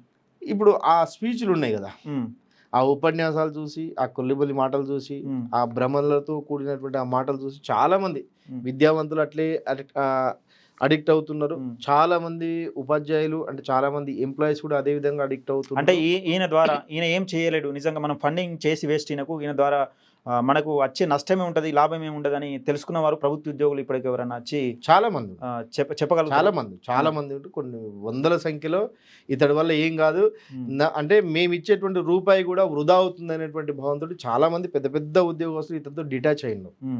డిటాచ్ అయిన తర్వాత మళ్ళీ ఎక్కడికక్కడ కొత్త వాళ్ళు వస్తూ ఉంటారు. ఆ కొత్త వాళ్ళకి అర్థం కావడానికి ఇంకో సంవత్సరం పడుతుంది. సంవత్సరాలు వాళ్ళు పోతుంటారు. ఇట్లా కొత్త వాళ్ళతోటి నింపుకుంటూ పోతున్నట్టు తప్ప ఇతని ఉద్యమంలో ఏ ప్రోగ్రెస్ లేదు.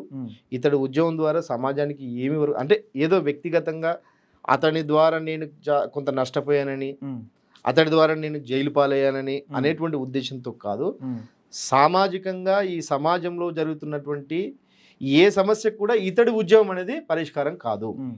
ఓకే, మనకి ఇప్పుడు బిట్టర్గా ఏంటంటే అంబేద్కర్ ఐడియాలజీ అంటేనే బాగా గొప్పగా మాట్లాడుతున్నాడు, అన్ని కులాల గురించి మాట్లాడుతున్నాడు, రాజ్యాధికారం గురించి మాట్లాడుతున్నాడు. అంటే ఈయన వాడే పదాలు ఎట్లుంటాయి? పెద్ద పెద్ద పదాలు, పెద్ద పెద్ద పదాలు, అవి ఎప్పుడు వినని పదాలు లాగా ఉన్నాయి కదా అని అనిపిస్తుంది. సో కానీ అవన్నీ కూడా కేవలం భ్రమలతో కూడినటువంటి మాటలే. మీరు చూడండి, సింపుల్గా మనం చూద్దాం. ఇప్పుడు ఇతని పాదయాత్రలు, ఇప్పుడు మళ్ళీ ఇంకేదో పాదయాత్ర అని చెప్పి 1,00,000 కిలోమీటర్లు ఇతడు చేసేటువంటి పాదయాత్రలతోటి 5,000 కిలోమీటర్ల పాదయాత్రతోటి ఎవరికి లాభం చేకూరింది? ఈ 5,000 కిలోమీటర్ల పాదయాత్రలో కేవలం నీకు మాత్రమే ఒక లీడర్ అనే ఒక ఎక్స్పోజర్ వచ్చింది. కేవలం నీకు మాత్రమే మంచి భోజనము. అప్పుడు పాదయాత్ర చేసిన సీనియర్లు ఇప్పుడు ఈయన వెనుక ఎవరు లేరు. ఎంతమంది ఉన్నారు? ఎవరు లేరు. 90% లేరు. అక్కడక్కడ కొందరు ఉండొచ్చు. 90% లేరు. అంటే లీడర్ గా ఎక్స్పోజ్ అవుతారు జనాలకు ఇక్కడ. లీడర్ ఎక్స్పోజ్ కానివాడు అసలు. నెంబర్ 1 ఏంటంటే కానివాడు. ఎక్స్పోజ్ ఎవరిని కూడా కానివాడు. మీరు చూడండి, ఈ 10 సంవత్సరాల కాలంలో 10 సంవత్సరాల ఉద్యమం అంటున్నారు, 2009 నుండి అంటున్నాడు కదా, ఈ 10-12 సంవత్సరాల కాలంలో విశారదం తప్ప ఇంకెవరైనా లీడర్ కనిపిస్తారా మీకు? చూడండి, డిఎస్పీలో ఆల్టర్నేట్ వేరే వ్యక్తి కనపడడు. కనీసం నేను సీనియర్ ను అని చెప్పుకుంటాను కూడా ఒక పేరు అయితే వినపడదు. ఏక్ నిరంజన్ సింగిల్ గా ఒకడు మాత్రమే డిఎస్పీ అంటే విశారదన్. ఇప్పుడు అట్లీస్ట్ నువ్వు పార్టీగా అయినప్పుడు అయినా సరే నీకు ఒక జిల్లాకు ఒక నాయకుడు, ఓ మండలానికి ఒక నాయకుడు అనేటువంటి ఒక అది ఉండాలి కదా. ఎక్కడ కూడా ఉండదు. అంటే ఏక్ నిరంజన్. అసలు బీఎస్పీ పార్టీ వెనుక నిజంగా బీఎస్పీ పార్టీ డిఎస్పీగా మార్చుకోవడం వెనుక కుట్ర ఏంటిది? అసలు ఆర్ఎస్పీ ఎదుగుదలను ఓర్వలేకనా, లేకపోతే నిజంగా ఏది ఆర్ఎస్పీ అన్ని నేనే అనుకున్న నేపథ్యంలో ఆర్ఎస్పీ వచ్చి దీనికి ఒక పెద్ద బాస్గా అంటే రాష్ట్ర అధ్యక్ష పదవి తీసుకున్నందుక, లేకపోతే ఈయన రాష్ట్ర అధ్యక్ష పదవి కోరుకుంటే నాకు దక్కనందుకు దీన్ని డిఎస్పీ పార్టీగా మలిచింది? అయితే ఒకటేంటంటే 2019, 2020 ఈ కరోనా అయిపోయిన తర్వాత, అంటే 2019 ఇంతకుముందు మనం దాన్ని కంటిన్యూషన్ 19లో అతడు ఒక మీటింగ్, ఒక స్టేట్ మీటింగ్లో చెప్పినటువంటి విషయం ఏంటంటే, అంటే ఇది ఆడియోలో కూడా నేను చెప్తున్నా, దళిత శక్తి ప్రోగ్రామ్ డిఎస్పి అనేది ఇది 2050 వరకు 2050 వరకు కూడా మనం చేయాల్సింది కులం పని చేయాలి. కులాన్నే సంస్కరించుకుంటూ పోవాలి, కులానికే సాంస్కృతిక పునాదులు నేర్పుకుంటూ పోవాలి. కుల ఉద్యమంగానే ఒక సాంస్కృతిక ఉద్యమంగానే మనం ఉంటాము. ఇంకా మనం రాజకీయం చేయడానికి చాలా సమయం ఉన్నది. ఒకవేళ రాజకీయం అనేటువంటి మాట 5 సంవత్సరాలకు ఒకసారి వచ్చినప్పుడు మనకు ఆల్రెడీ ఉన్నటువంటి వేదిక ఉంది. మనకు రాజకీయ వేదిక ఆల్రెడీ బహుజన్ సమాజ్ పార్టీ ఉన్నది అని అనుకున్నప్పుడు సగటు ఒక కార్యకర్త, దాంట్లో ఉన్నటువంటి కార్యకర్త మైండ్లో ఏముంటుంది, ఒకటే అన్నట్టుగా అనిపిస్తుంది. ఇప్పుడు బీఎస్పీ ఒకటే అందులో ఒకటే అని యాస్టేజ్గా ఇప్పుడు ఈయన చెప్పే మాటలు కొన్ని ఆకర్షణీయంగా ఉన్నాయి కాబట్టి ఇటువైపు అనుకుంటాం. సో మరి సడన్గా ఇప్పుడు కరోనా అయిపోయిన తర్వాత ఆర్ఎస్ ప్రవీణ్ కుమార్ గారు విఆర్ఎస్ తీసుకొని దీంట్లోకి రావడంతో అసలు ఏం చేయాలో తెలియలేదు అసలు. అంటే ఇన్ని రోజులు అన్ని నేనే నావే స్పీచ్లు బాగుంటాయి, స్పీచ్లు అందరూ అట్రాక్ట్ అవుతున్నారు, కొంతమంది గుంపు వచ్చి చేరుతూ ఉన్నారు, ఒక నాయకుడు ఎక్స్పోజర్ వస్తుంది. కృష్ణమాదిక్ గారి మీద అనేక విమర్శలు ఎట్లాగా ఉన్నాయి, ఆ పార్టీ దగ్గర కూతాడు, ఈ పార్టీ దగ్గర కూతాడు అని చెప్పి అంటారు. ఇంకా నేను అంబేద్కర్ వాదం మాట్లాడితే నేను ఒక్కనే కదా, ఇంకెవరు లేరు కదా. ప్రవీణ్ కుమార్ ఉంటే ఆయన స్వేరోగా ఆయన టీఆర్ఎస్ అనుబంధ సంఘంగా ఉన్నాడు. అంటే ఇక మాదిగల్లో అంబేద్కర్ వాదం గురించి మాట్లాడేది నేను ఒక్కనే అనేటువంటి ఒక భ్రమలో ఉండి ఒక్కసారిగా బహుజన్ సమాజ్ పార్టీలోకి ఆర్ఎస్ ప్రవీణ్ కుమార్ వచ్చేసరికి అసలు ఏం చేయాలని తోయక ఒక మైండ్ బ్లాంక్ అయిపోయి ఒక నైరాశ్యంలోకి వెళ్ళిపోయి కొన్ని రోజుల పాటు నిద్రలేని రాత్రులు గడిపింది. సో ఈ టైంలో నేను ఏం చేయాలి మరి ఇప్పుడు? అప్పటికప్పుడు ఇమీడియట్గా మునుగోడు ఉప ఎన్నికలు వచ్చినాయి. ఆ మునుగోడు ఉప ఎన్నికలు కూడా నాకు కొందరు బీఎస్పీ నాయకులు చెప్పిన వీళ్ళు ఏంటంటే వీళ్ళు కొన్ని విషయాలు చెప్పారు. బీఎస్పీ పార్టీని బలహీనపరిచేందుకు అక్కడ ఈయన ఒక అభ్యర్థిని పెట్టి 100%. ఎందుకంటే ఇతడి లక్ష్యమే అది కదా, ఎక్కడున్న పార్టీని బలహీనపరచడం. ఇప్పుడు మీరు చూడండి, ప్రవీణ్ కుమార్ వచ్చేంత వరకు కూడా బహుజన్ సమాజ్ పార్టీ గురించి వ్యతిరేకంగా ఒక్క మాట మాట్లాడలేదు. ఎప్పుడైతే ప్రవీణ్ కుమార్ వచ్చిండో నిజంగా నీకు పార్టీ బలపడాలి, పార్టీ ఉనికిలో ఉండాలి, పార్టీ గొప్పగా ఎదగాలి అనేటువంటి ఆలోచన నీకు గనక ఉంటే మరి ప్రవీణ్ కుమార్ అనేటువంటి ఒక వ్యక్తి వచ్చిండు. సరే, ఆయన ఏం పని చేసినా కూడా ఆయన గతంతో పక్కన పెడితే పార్టీని భుజాల మీద వేసుకోవడానికి తన ఉద్యోగానికి రాజీనామా చేసి వచ్చిండు అనుకుందాం. ఓకే, అంటే మహనీయుల యొక్క రాజకీయ వారసత్వం, అంటే రాజ్యాధికారం స్టేజ్ మీద ఎప్పుడైనా కనబడ్డారా? ఇద్దరు అంటే కొన్ని వేదికల్లో పంచుకోవచ్చు, 1-2 వేదికల్లో పంచుకున్నారు. అయితే ప్రవీణ్ కుమార్ వచ్చిన తర్వాత అరే పార్టీకి ఒక వ్యక్తి వచ్చిందని చెప్పి నిజంగా నీ లోపల లక్ష్యం ఉంటే కలిసి పనిచేయడానికి ముందుకు వస్తావు. కానీ నువ్వు కసితో రగిలిపోయి అరే ఇన్ని రోజులు ఏమీ లేదనుకున్నటువంటి బహుజన్ సమాజ్ పార్టీ లేపడానికి వచ్చింది కదా అనేటువంటి ఒక అక్కస్తోటి అప్పటి నుండి ప్రవీణ్ కుమార్ మీద పడ్డాడు. అంటే ఒక కుట్రతోనే రగిలిపోతుంది. కుట్రతోటి అక్కడ క్లియర్ అయిపోయింది. అరే వీడు ఇన్ని రోజులు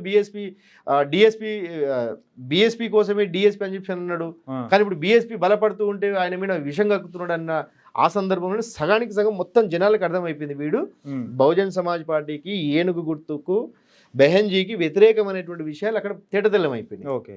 సో ఇక్కడ ఏమీ చేయలేని పరిస్థితిలో ఓకే ఇక్కడ ఉన్నటువంటి మాదిగలకు కూడా చాలా మంది అక్కడ ఉన్న కార్యకర్తలు కూడా అరే ఇన్ని రోజులు మనం బహుజన్ సమాజ్ పార్టీ కోసమే కదా, ఇప్పుడు ఒక సాంస్కృతిక వేదికను బహుజన్ సమాజ్ పార్టీ కోసమే అది చేస్తున్నాం కదా అనే దాంట్లో ఉన్నటువంటి కార్యకర్తలు ఇమీడియట్గా డిటాచ్ అయిపోవడం స్టార్ట్ అయిపోయింది.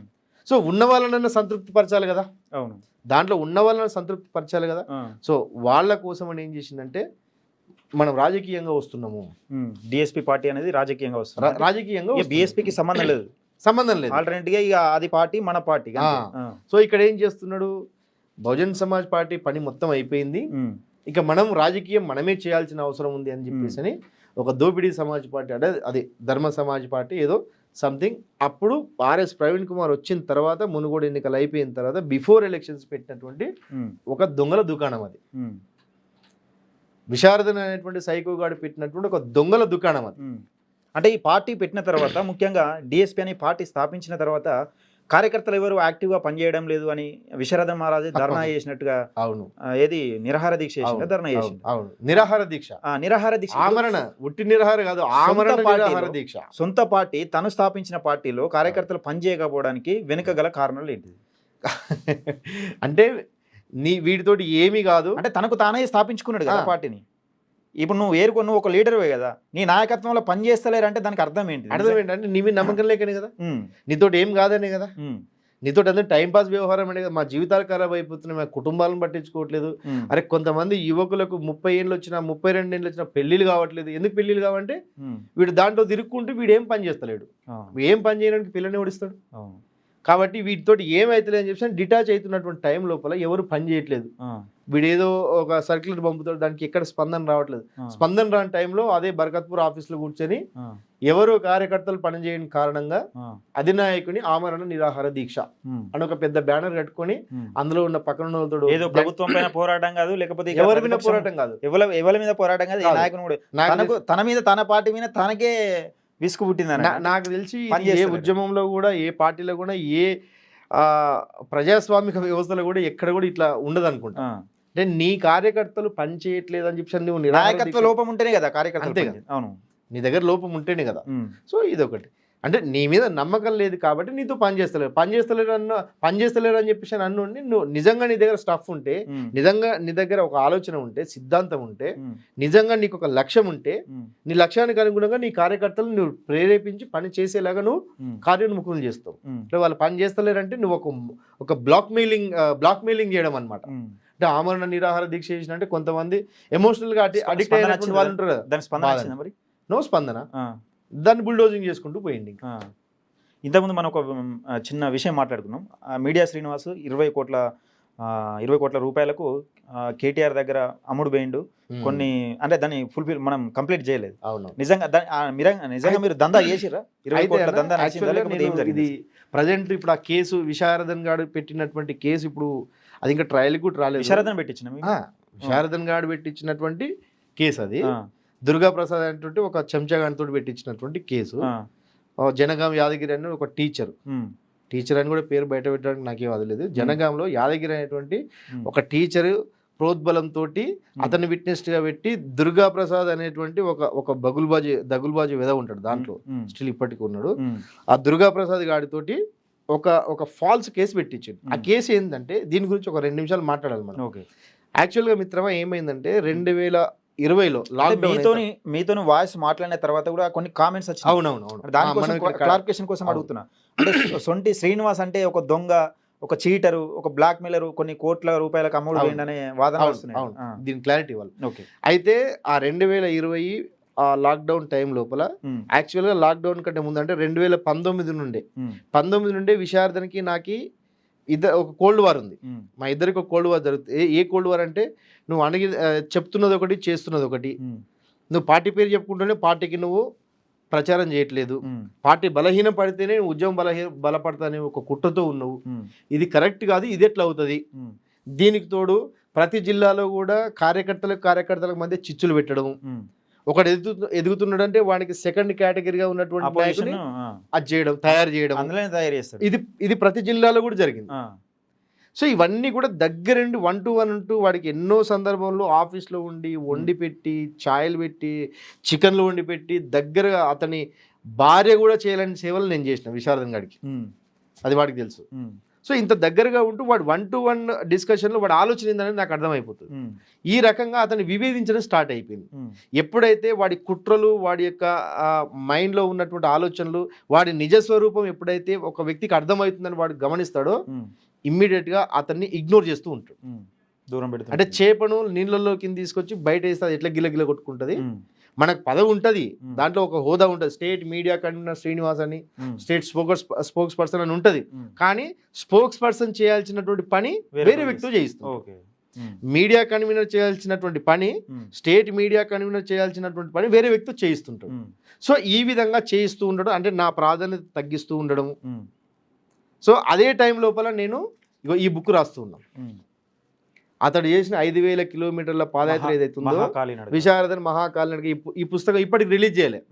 ఈ రిలీజ్ ఎందుకు చేయలేదు? విశారదన్ మహారాజ్ మీనే ఆ పాదయాత్ర డే 1 నుండి ఎండింగ్ వరకు నేను ఉన్నా కాబట్టి స్టార్టింగ్ అంటే ఒక రోజు నుండి 183 రోజులు ప్రతిరోజు జరిగినటువంటి అంతా కూడా ఈ పుస్తకంలో ఉంటుంది. ఈ పుస్తకం ఇప్పటికి రిలీజ్ కాలేదు. ఎందుకు రిలీజ్ కాలేదంటే ఈ పుస్తకం రాసింది మీడియా శ్రీనివాస్. ఓకే. ఈ బుక్ ఎడిటర్ ఎవరంటే మహాకాలినడక బుక్ ఎడిటర్ ఎవరంటే మీడియా శ్రీనివాస్. ఇప్పుడు అందులో ఉన్నది విశారదన్ మహారాజ్. ఇదే అంటే చాలా గొప్పగా ఊహించుకున్నారు. ఊహించుకున్నాం అంటే నేను కూడా ట్రాన్స్ లో ఉన్నా. నాలాగా ఇప్పుడు ఎంతో మంది ఉన్నారు, అప్పుడు నేను కూడా ట్రాన్స్ లోనే ఉన్నా. సో సో ఈ టైం లోపల ఈ విధంగా మా ఇద్దరి మధ్య ఒక భావజాలపరమైనటువంటి ఒక సంఘర్షణ జరుగుతుంది, విభేదం వస్తుంది. విభేదం వచ్చిన సందర్భంలో వీడికి అసలు విషయం తెలిసిపోయింది, వీడు నా కుట్ర ఏంది అనేది మీడియా శ్రీనివాస్ గారికి తెలిసిపోయింది. కాబట్టి వీడిని ఏం చేయాలి? తొక్క కట్ చేయాలి, మెల్లగా పొమ్మని లేక పొగబెట్టాలి. పొమ్మని లేక పొగబెట్టాలని చెప్పేసి మెల్లగా నా ప్రాధాన్యత తగ్గిస్తూ ఉండడం. నేను అప్పటికీ నా ఉద్యమమే జీవితం అనుకుంటూ కుటుంబ జీవితాన్ని, వ్యక్తిగత జీవితాన్ని, నా వృత్తి జీవితాన్ని సెకండరీగా పెట్టి ఆయన కోసం అంకితం ఈ ఉద్యమం కోసం ఇక నా జీవితాంతం ఇదే పనిగా ఇంత గొప్ప ఆలోచన అనే ఒక ట్రాన్స్లో ఉండిపోయి దీనికి అంకితం అయిపోయిన విషయం అర్థమైపోయి నన్ను యూజ్ చేసుకున్నాడు మనోడు. బాగా యూజ్ చేసుకుని అసలు విషయం అర్థమైపోయిన తర్వాత వీడిని పక్కన పెట్టాలనే అదితోటి నన్ను ఇగ్నోర్ చేస్తూ వస్తున్నాడు. ఈ ఇగ్నోర్ చేస్తూ వస్తున్న క్రమం లోపల మా మధ్య డిటాచ్మెంట్ పెరిగిపోయిన సందర్భంలో లాక్డౌన్ వచ్చింది. లాక్డౌన్ టైం లోపల చాలా మంది అనేక బిజినెస్లు ఇప్పటికి కూడా చేస్తూ ఉంటారు. ఆ ఉద్యోగులు కూడా చాలా మంది చేస్తూ ఉంటారు. అనేక నెట్వర్కింగ్ కంపెనీలు రావడం, కొన్ని నెట్వర్కింగ్ బిజినెస్లు రావడం. ఆ క్రమం లోపల మా బంధువు ఒక అతను, ఇది బాగుంటుంది భయ్, నువ్వు చేస్తే బాగుంటుంది, నీకు చాలా పరిచయాలు ఉంటాయి కదా. అప్పటి నాకు స్టేట్ వైడ్ మంచి పరిచయాలు ఉద్యోగస్తులతోటి, కార్యకర్తలతో, ఇది బాగుంటుంది అని చెప్పి ఒక బిజినెస్ నాకు రిఫర్ చేస్తే నేను ఆ బిజినెస్ నేను చేసిన అప్పటికి ఈ ఉద్యమంతో డిటాచ్గా ఉండి వీటితో విభేదించినటువంటి కొంతమందితోటి, అరే మనం ఎట్లా ఉద్యోగంలో లేము కదా, సో ఇదేదో ఆన్లైన్ బిజినెస్ అంట, మరి ఇది చూడండి ఒకసారి, మీకు నచ్చితే చేయండి అని చెప్పి ఒక ఇద్దరికి రిఫర్ చేసిన. సో ఇద్దరికి రిఫర్ చేసినటువంటి టైంలో అది March 24, 2020 March 24 నేను దాంట్లో జాయిన్ అయినాను. April 14 అది క్లోజ్ అయింది. అంటే ఎన్ని రోజులు? Hardly 22 days. ఈ 22 డేస్లో ఏమైందంటే నేను ఇందాక చెప్పినటువంటి జనగాం యాదగిరి అనేటువంటి ఒక పర్సన్ పేరు చెప్పిన కదా, ఈ జనగాం యాదగిరి అనేటువంటి ఈ దుర్మార్గుడు ఈ ఉద్యమంలో అప్పటికి నేనంటే బాగా పడని వ్యక్తి, నేనంటే బాగా కసి ఉన్నటువంటి వ్యక్తి, వీడిని అంతం చేయాలని చెప్పి అనుకునేటువంటి వ్యక్తి దుర్గాప్రసాద్ అనేటోడికి, అన్న ఇది బాగుంది బిజినెస్, నువ్వు చెయ్యి బాగుంటుంది అని చెప్పి ఆ వ్యక్తికి చెప్పిండు. ఆ వ్యక్తి చెప్పిన తర్వాత వాడు కూడా జాయిన్ అయినట్టు నాకు తర్వాత తెలిసింది. వాడి ద్వారానే జాయిన్ అయినట్ట. జాయిన్ అయిన తర్వాత ఒక వారం రోజుల తర్వాత ఎవరు చెప్పిరన్నా నీకు అంటే మీడియా సీన్ అని చెప్పిండన్నా అని చెప్పి నా మీద అప్పటికి రగిలిపోతూ ఉన్నాడు కదా. చలో దొరికిండ్రా వీడు అని చెప్పేసి అని ఇక మీడియా శ్రీనివాస్ ఏదో ఇల్లీగల్ బిజినెస్ చేస్తున్నాడు అని చెప్పేసి అని దీన్ని హైప్ క్రియేట్ చేసిండు. అప్పటి వరకు విశారదన్ గారు కూడా కోరుకున్నది అదే కదా, వీడు ఎక్కడ దొరుకుతాడు, ఏదైనా ఒకటి దొరకబట్టాలి, ఎక్కడ దొరుకుతాడు వీడు, రైట్ ఇల్లీగల్ బిజినెస్ చేస్తున్నాడు, వీడిని పక్కన పెట్టొచ్చు అనేది మంచి కంటెంట్ తయారు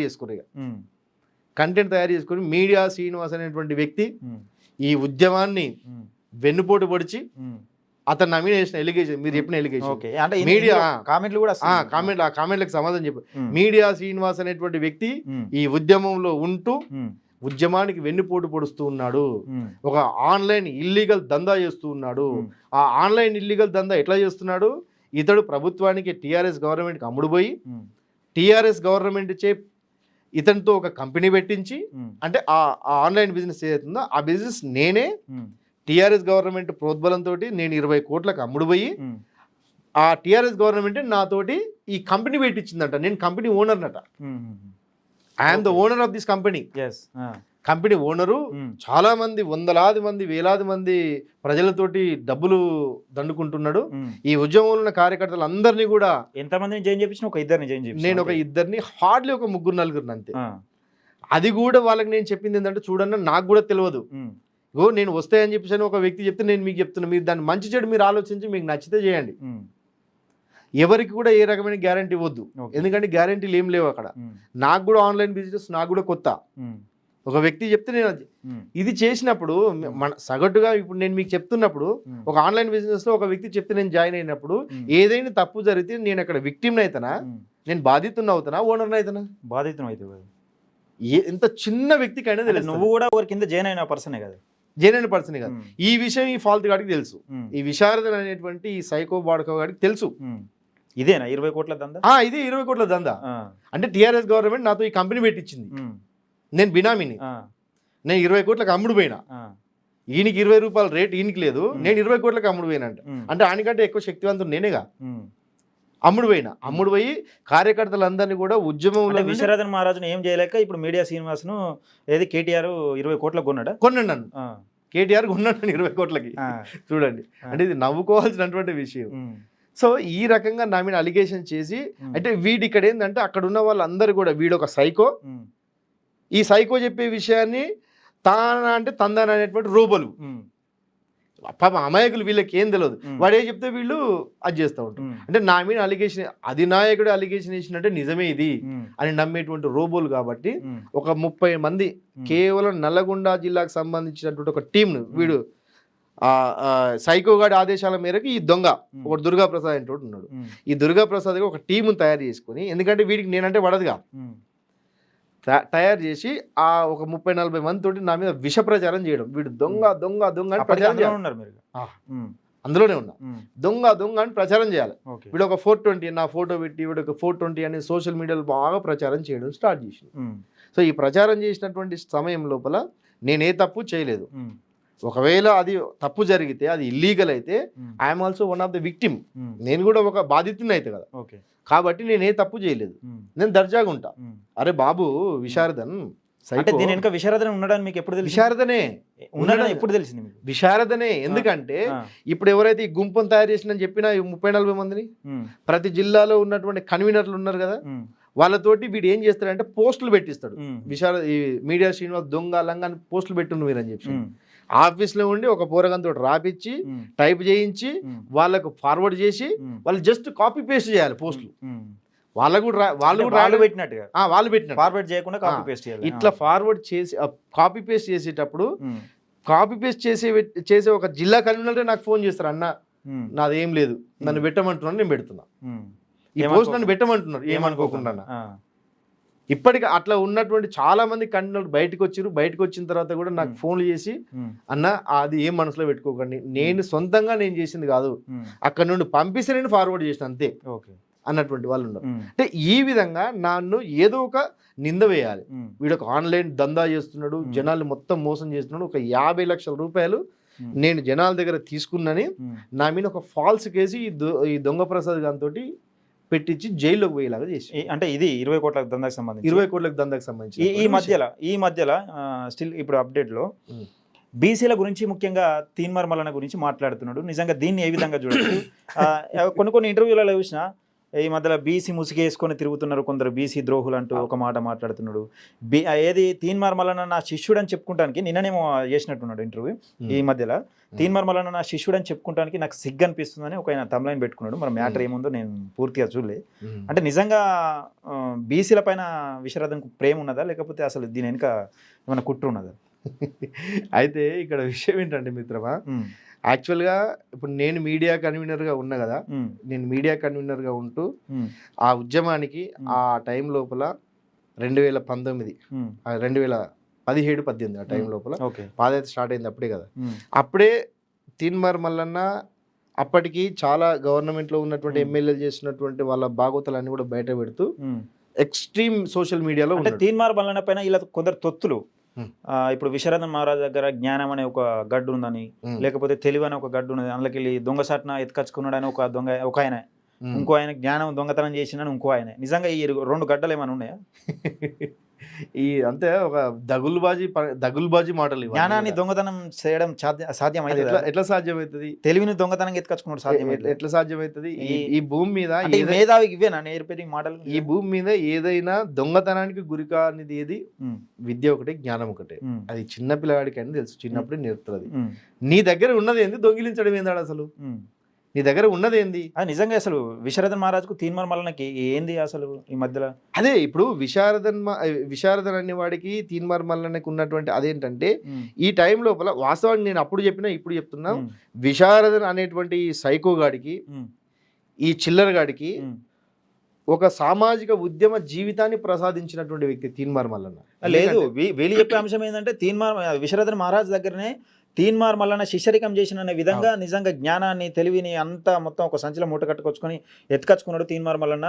సేమ్ ఇప్పుడు విశ్వనాథన్ మహారాజ్ చెప్పిన మాటలే తీన్మార్ మల్లన్న చెప్తున్నాని కొన్ని ఆరోపణలు చేస్తున్నారు ఎలిగేషన్స్. ఇవన్నీ కూడా తెలిసి తెలియని అమాయకులైనటువంటి ఆ రోబు, అమాయకులుగా ఉన్నటువంటి ఆ మాదిగా ఆ విద్యావంతులు, సో వీడి దగ్గర కొంత క్రెడిట్ పొందాలని చెప్పి ఆ పోస్టులన్నీ కూడా పెడుతూ ఉంటారు. ఇప్పటివరకు తీన్మార్ మల్లన్న మీద పెట్టించే పోస్టులన్నీ కూడా వీడి దగ్గర నుండి రాపిచ్చి, వీడి డిజైన్ చేయించి వాళ్ళతోటి పెట్టిస్తాడు. ఎవరైతే పెడతారో వాడి ముందు అన్న సార్ చెప్పినటువంటి పని బాగా చేస్తుందని చెప్పి క్రెడిట్ కొట్టడం కోసం. ఇక్కడ ఏంటంటే మిత్రమా, అంటే ఇద్దరికి పరిచయం ఎట్లా ఏర్పడేది తీన్మార్ మల్లన్నకు? ఇప్పుడు మీకు ఇదే నేను సోషల్ మీడియాలో ఫేస్బుక్ లైవ్లు పెట్టడం తోటి ఆ ఫేస్బుక్ లైవ్ల ద్వారా ఇక్కడ ఏదో జరుగుతుంది అని చెప్పి తెలుసుకునే క్రమంలో ఎక్కడైతే కొంత సెన్సేషన్ ఉంటుందో అక్కడ వచ్చి అరే సమాజానికి ఇది ఏమైనా ఉపయోగపడుతుంది అని చెప్పేసి అని అందులోకి వచ్చి ఈ వ్యక్తి వీడి నంబర్ తీసుకొని ఆ నంబర్ తీసుకుంటే వీడు నాకు తీన్మార్ మల్లన్న అటాచ్ చేయడంతో ఈ పాదయాత్ర గురించి అదంతా కూడా అన్నకి ఎక్స్ప్లెయిన్ చేసిన క్రమంలో సరే ఇతని ద్వారా ఏదైనా సమాజానికి ఒరుగుతుందేమని చెప్పి అప్పటికే తీన్మార్ మల్లన్న ఒక ఫేస్బుక్ లైవ్ పెడితే కొన్ని లక్షల మంది చూస్తున్నారు.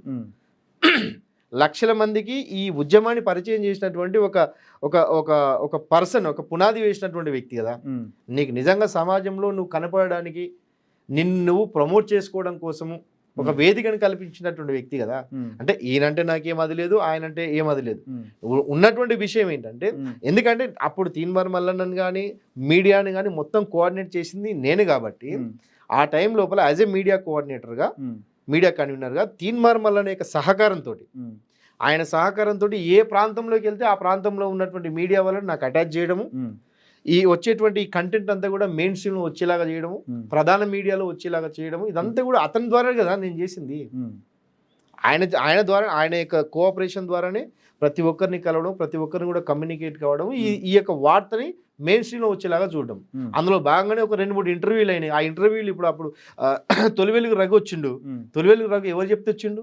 తీన్మార్ మల్లన్న చెప్తేనే కదా వచ్చింది, అవునా కదా.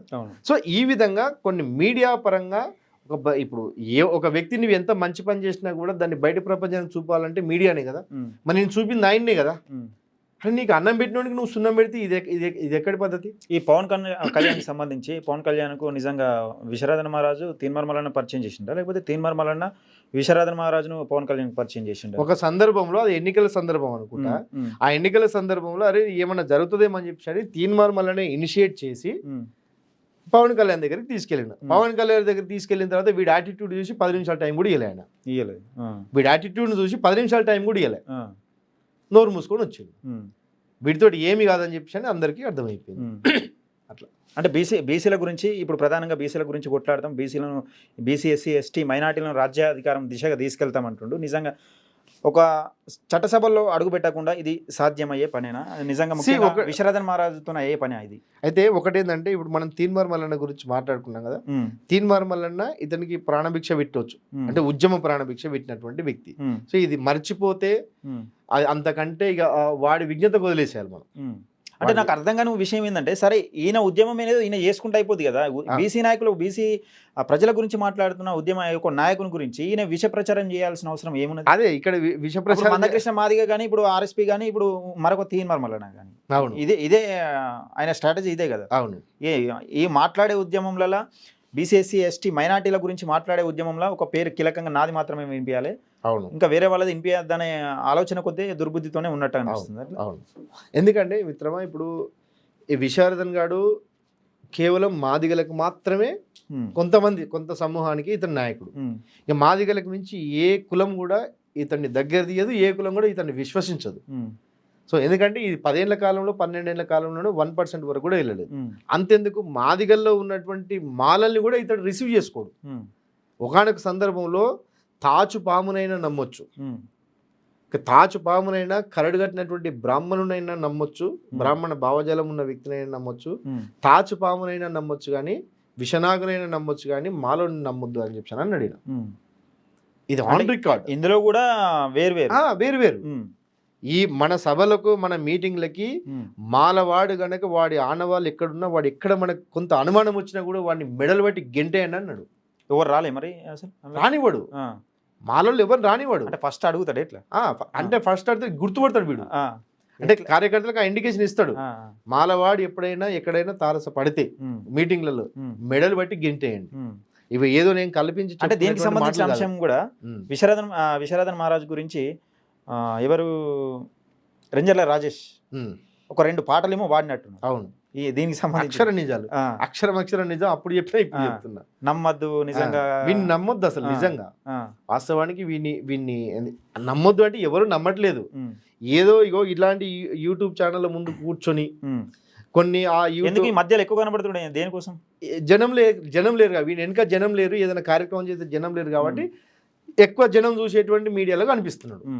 సో మీడియాలో నేను ఈ సందర్భంగా ఇతన్ని విశారదన్ అనేటువంటి సైకో గాని ఇంటర్వ్యూ చేసేటువంటి ఆ జర్నలిస్టులకి, ఆ యూట్యూబ్ ఛానల్ యజమానులకు నేను చెప్తున్నాను, ప్రధానంగా ఇతను చేసేది ఎవరు, ఈ మధ్య ఎవరో క్రాంతి చేస్తున్నట్టున్నాడు. క్రాంతి ఒక పర్సన్ చేస్తున్నాడు, తర్వాత ఈ రఘు చేస్తాడు, తర్వాత బుచ్చన్న గారు చేస్తున్నారు. సో వీళ్ళందరూ కూడా మీరు అడగాల్సినటువంటి విషయాలు ఏంటంటే, సైద్ధాంతిక పరమైన అతడు చెప్పిన దాన్ని మీరు గొప్పగా ఫీల్ అయ్యి మీరు దానికి సాటిస్ఫై కావద్దు. ఇప్పుడు అతడు చెప్పేదాన్ని గొప్పగా ఫీల్ అయిపోయి సాటిస్ఫై కావద్దు. ఎందుకంటే ఇప్పుడు నువ్వు బీసీ వాదం అనుకుంటూ బీసీ వాదాన్ని మాట్లాడుతున్నటువంటి క్రమం లోపల ఇప్పుడు తీన్మార్ మల్లన్నని నువ్వు, ఎందుకంటే ఎక్స్ట్రీమ్గా తీన్మార్ మల్లన్న ఉన్నాడు, ఎక్స్ట్రీమ్గా ఉన్న వ్యక్తిని మాట్లాడితే వీడు ఎక్స్ట్రీమ్ కావాలని చెప్పాను. అదే ఇప్పుడు ఎట్లా అంటే చిన్న పిల్లగా లెక్క అయిపోయింది. ఫోకస్ అయిన వ్యక్తిని పట్టుకుని టార్గెట్ చేస్తే మనం ఫోకస్ అవుతామనే నేపథ్యంలో ఇలా తొత్తులు చేస్తున్న పని ఇదే. అవును కదా. అంటే ఈ మధ్యకాలంలో కొన్ని ఛానళ్ళు పెట్టించినాడు, సరే ఎంతో కొంత సలహాలు ఇచ్చో ఏదో విధంగా కొన్ని నడిపిస్తున్నాడు. వాళ్ళు చేసే పని ఈయన ఎత్తుకోవడం వల్ల ఈయన దిగజారిపోతాడు కదా. నేను అదే కదా, 100% కదా. ఎందుకంటే ఇప్పుడు మనం ఎవరన్నా కాదన్నా మిత్రమా, ఎందుకంటే తీన్మార్ మల్లన్న తోటి ఒక సందర్భంలో నేను కూడా విభేదించిన. ఎక్కడ విభేదించిన, ఆయన ఎప్పుడైతే అంబేద్కర్ ఐడియాలజీ, అంబేద్కర్ సిద్ధాంతము, బహుజనులు అని మాట్లాడుతున్న సందర్భంలో చాలా మంది తీన్మార్ మల్లన్నకి అదైపోయింది, చాలా మంది కనెక్ట్ అయిపోయింది. సో ఈ టైంలో అనూహ్యంగా అప్పుడున్న పరిస్థితుల కారణాలు ఏవైనప్పటికీ కూడా బీజేపీకి వెళ్ళేసరికి సో విభేదించినటువంటి గ్రూప్లో నేను కూడా ఉన్నా.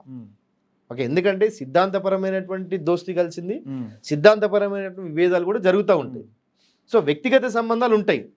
సో ఈ క్రమం లోపల ఎవరన్నా కాదన్నా కూడా ఈరోజు ఈ తెలంగాణ రాష్ట్రంలో బీసీలకి ఒక ఒక ఒక గొంతు ఉన్నదంటే తీన్మార్ మల్లన్న అని చెప్పని నిర్మోహమాటంగా ప్రతి ఒక్కరు కూడా ఆమోదించాల్సినటువంటి, చెప్పుకోవాల్సినటువంటి విషయం.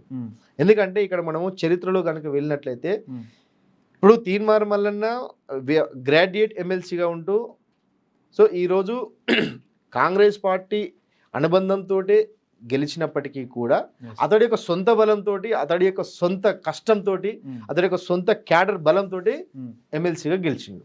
ఓకే, పార్టీ బీఫామ్ తోటి అదే అయినప్పటికీ కూడా. సో ఇక్కడ మనము చరిత్రలో చూసుకున్నట్లయితే దాదాపు మనకు పూలే దంపతులు వాళ్ళ మరణానంతరం ఈ దేశంలో, ఈ సమాజంలో పూలే సత్యశోధక సమాజం ద్వారా ఈ దేశంలో ఉన్నటువంటి బహుజన సమాజం యొక్క బాగోగులను కోరుకున్నాడు అన్న. సో ఈ క్రమంలో పూలే సావిత్రిబాయి పూలే వీళ్ళు మరణించిన తర్వాత వీళ్ళు మరణించిన తర్వాత ఆ సత్యశోధక సమాజ్ని కొనసాగించినటువంటి ఒక సామాజిక ఉద్యమకారుడు భాస్కర్రావు జాదవ్ అనేటువంటి మహారాష్ట్రలోని ఒక సామాజిక ఉద్యమకర్త. అతడు కొనసాగిస్తూ ఉన్నటువంటి క్రమంలో బిఫోర్ ఇండిపెండెన్స్ కొనసాగిస్తున్నటువంటి క్రమం అంటే ఇతను అంబేద్కర్ గారికి సమకాలికులు, వీళ్ళ అంబేద్కర్ గాంధీకి సమకాలికులు. సో ఇది నేను ఎందుకు చెప్తున్నానంటే ఇదొక నేపథ్యం మనకు అర్థమైనట్లయితే తీన్మార్మల్లోనే చేస్తున్నటువంటి పని మనకు అర్థమవుతుంది. ఓకే.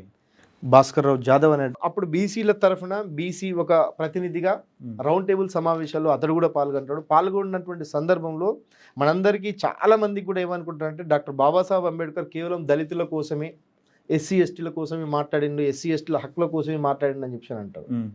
కానీ ఆ రోజు రౌండ్ టేబుల్ సమావేశంలో ఈ దేశంలో ఉన్నటువంటి అణగారిన వర్గాల ప్రజలందరికీ అంటే బీసీలందరికీ కూడా రాజకీయాల్లో ప్రాతినిధ్యం ఉండాలి, రాజకీయాల్లో రిజర్వేషన్స్ ఉండాలి అనేటువంటి ఈ డిస్కషన్లో బాగా వాదనలు వినిపించేటువంటి క్రమంలో దీనికి ప్రతివాదనగా గాంధీ వాదన చేసేటువంటి క్రమంలో బీసీలందరూ కూడా హిందువులు, ఈ దేశంలో ఉన్నటువంటి హిందువులందరికీ కూడా నేను ప్రతినిధిని, సో హిందువులందరి ప్రయోజనాల కోసం నేను మాట్లాడతా అని చెప్పేసి అని ఒక భ్రమతో కూడినటువంటి ఒక కుట్రపూరితమైనటువంటి మాటలకి ఈ వాదన జరిగే క్రమంలో అంబేద్కర్ గారు ఇతని యొక్క సహకారం కోరినప్పుడు భాస్కర్రావు జాదవ్ అనే లేదు మాకు గాంధీ మీద నమ్మకం ఉంది, విశ్వాసం ఉంది అని చెప్పి గాంధీకి సపోర్ట్ చేస్తారు. గాంధీకి సపోర్ట్ చేసిన తర్వాత ఆఫ్టర్ ఆ రౌండ్ టేబుల్ సమావేశాల తర్వాత ఈ దేశంలో ఉన్నటువంటి అణగారిన వర్గాలకు హక్కులు వస్తున్నాయి, ప్రాతినిధ్యం వస్తుంది, రాజకీయాల్లో రిజర్వేషన్లు వస్తున్నాయి అని చెప్పి అనే క్రమం లోపల ఇవి రాకూడదని చెప్పేసి అని ఈ దేశంలో ఉన్న ప్రజలకి ఏమీ రాకూడదు అనేటువంటి ఒక కారణంతో అనే ఒక అంశంతో ఆ రోజు నిరాహార దీక్షకు కూర్చున్నాడు పూణే ఎర్రవాడ జైల్లో. ఎవరు? గాంధీ. సో ఈ క్రమంలో బీసీలకు రావాల్సినటువంటి, ఎస్సీలకు రావాల్సినటువంటి ప్రత్యేక నియోజకవర్గాలు, ఈ ఎస్సీలకు రావాల్సినటువంటి, బీసీలకు రావాల్సినటువంటి అనేక ప్రయోజనాలు గాంధీ చేసినటువంటి కుట్రల వల్ల నష్టపోయింది ఈ సమాజం. అంటే బాబాసాహెబ్ అంబేద్కర్ గారు బీసీల కోసం ఎంత బలంగా కొట్లాడిండో ఆ కొట్లాడే సందర్భంలో భాస్కర్రావు జాదవ్ అనే గాంధీ తరఫున ఉన్నాడు, అంబేద్కర్ తరఫున ఉండలేదు. సో అంబేద్కర్ తరఫున ఉండకుండా అతని తరఫున ఉన్న తర్వాత ఆ పూణే ఎర్రవాడ జైల్లో చేసినటువంటి పూణే ఉడంబడిక, బీసీలకు జరిగినటువంటి నష్టము, దీని తర్వాత ఇతడు మళ్ళీ రియలైజ్ అయిపోయి మోసపోయాడు. అంబేద్కర్ ఓన్లీ ఇప్పుడు హిందువుల గురించి హిందువులను కలుపుకొని మాట్లాడిండు, అంటే గాంధీజీ హిందువులను కలుపుకొని మాట్లాడిండు, అంబేద్కర్ ఈ అణగారిన వర్గాల గురించి మాట్లాడిండు. కానీ ఆ కుట్రను పసిగట్టలేక మోసపోయిండు. ఈ మోసపోయినటువంటి సందర్భంలో మళ్ళీ అంబేద్కర్ గారిని మోసపోయినామని చెప్పేసి అని తెలుసుకున్న తర్వాత నిర్దాక్షిణ్యంగా అప్పటికి ఏం చేస్తాడు, గాంధీని నమ్మి జాదవ్ అనే సత్యశోధక సమాజ్ని కాంగ్రెస్లో విలీనం చేస్తాడు. ఓకే. ఇమ్మీడియట్గా మోసాన్ని కుట్రను అర్థం చేసుకుని ఒంటరిగా బయటకు వస్తాడు. జాదవ్ ఒంటరిగా బయటకు వస్తాడు. సో ఈ రకంగా ఈ దేశంలో బీసీల కోసము, బీసీల ప్రయోజనాల కోసము, బీసీల యొక్క రాజకీయ ప్రాతినిధ్యం కోసము ఇతడు ఆర్టికల్ 340లో రాజకీయాల్లో ప్రాతినిధ్యం బీసీలకు ఉండాలని చెప్పని, రాజ్యాంగపరంగా ఉండాలని చెప్పని అది మెన్షన్ చేయడం మూలంగానే అనేక కమిషన్లు రావడము, అందులో ఆ క్రమంలోనే మండల ఉద్యమం రావడము, ఆ మండల ఉద్యమాన్ని కొనసాగించాలని చెప్పని మండల్ కమిషన్ అమలు కరో నైతో కుర్చీ ఖాళీ కరో అని చెప్పేసి అనేటువంటి నినాదంతో మన శ్రీ కాంశీరామ్ గారు ఆ పోరాటం చేయడంతో ఇప్పుడు 42 కంటే ముందుగా 27% బీసీలకి స్థానిక సంస్థల్లో రాజకీయాల్లో రిజర్వేషన్ ఇప్పటిదాకా ఉన్నాయి. ఓకే. సో ఇక్కడ బీసీలకు జరిగినటువంటి మోసం కేవలం బీసీల ప్రయోజనం కోసమే తన యొక్క న్యాయశాఖ మంత్రి పదవికి రాజీనామా చేసినటువంటి వ్యక్తి. ఇది బీసీ ప్రతి ఒక్కరు కూడా అర్థం చేసుకుంటే అంబేద్కర్ అర్థమవుతాడు.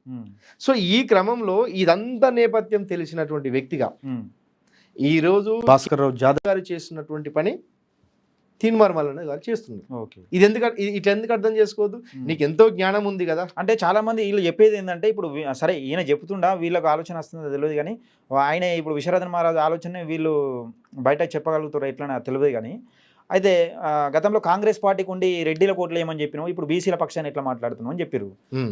ఇదే మాట మాట్లాడుతారు అందరు.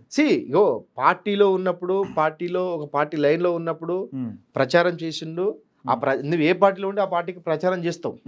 సో ఇప్పుడు నీకు అక్కడ జరుగుతుంది. ఇప్పుడు కాంగ్రెస్ పార్టీ ఏదైతే కుట్ర జరుగుతుందని పసిగట్టింది కదా, మనదే పార్టీ అది. అవును కదా, కుట్ర జరిగినంత వరకు అది పసిగట్టినంత వరకు అది మనదే మనదే కదా. కుట్ర జరిగింది, ఇక్కడ కుట్ర జరుగుతుందని పసిగట్టిన తర్వాత కదా మనకు తెలిసి. ఇప్పుడు ఒకటి సింపుల్ గా మిత్రుడు నేనేం చెప్తున్నాను, తీన్మార్ మల్లన్న ఈ రోజు పార్టీలో నుండి సస్పెండ్ కావడానికి ప్రధానమైన కారణం ఏంటి చెప్పండి? బీసీల గురించి పార్టీ ఇచ్చినటువంటి నివేదిక ఏదైతే ఉందో, ఏదో కులగణన రిపోర్ట్ ఏదైతే ఉందో ఇది తప్పుల తడక అన్నాడు ప్రభుత్వానికి. 60% ఉన్నదాన్ని నువ్వు 42% ఎట్లా చూపిస్తావు రాబాయ్?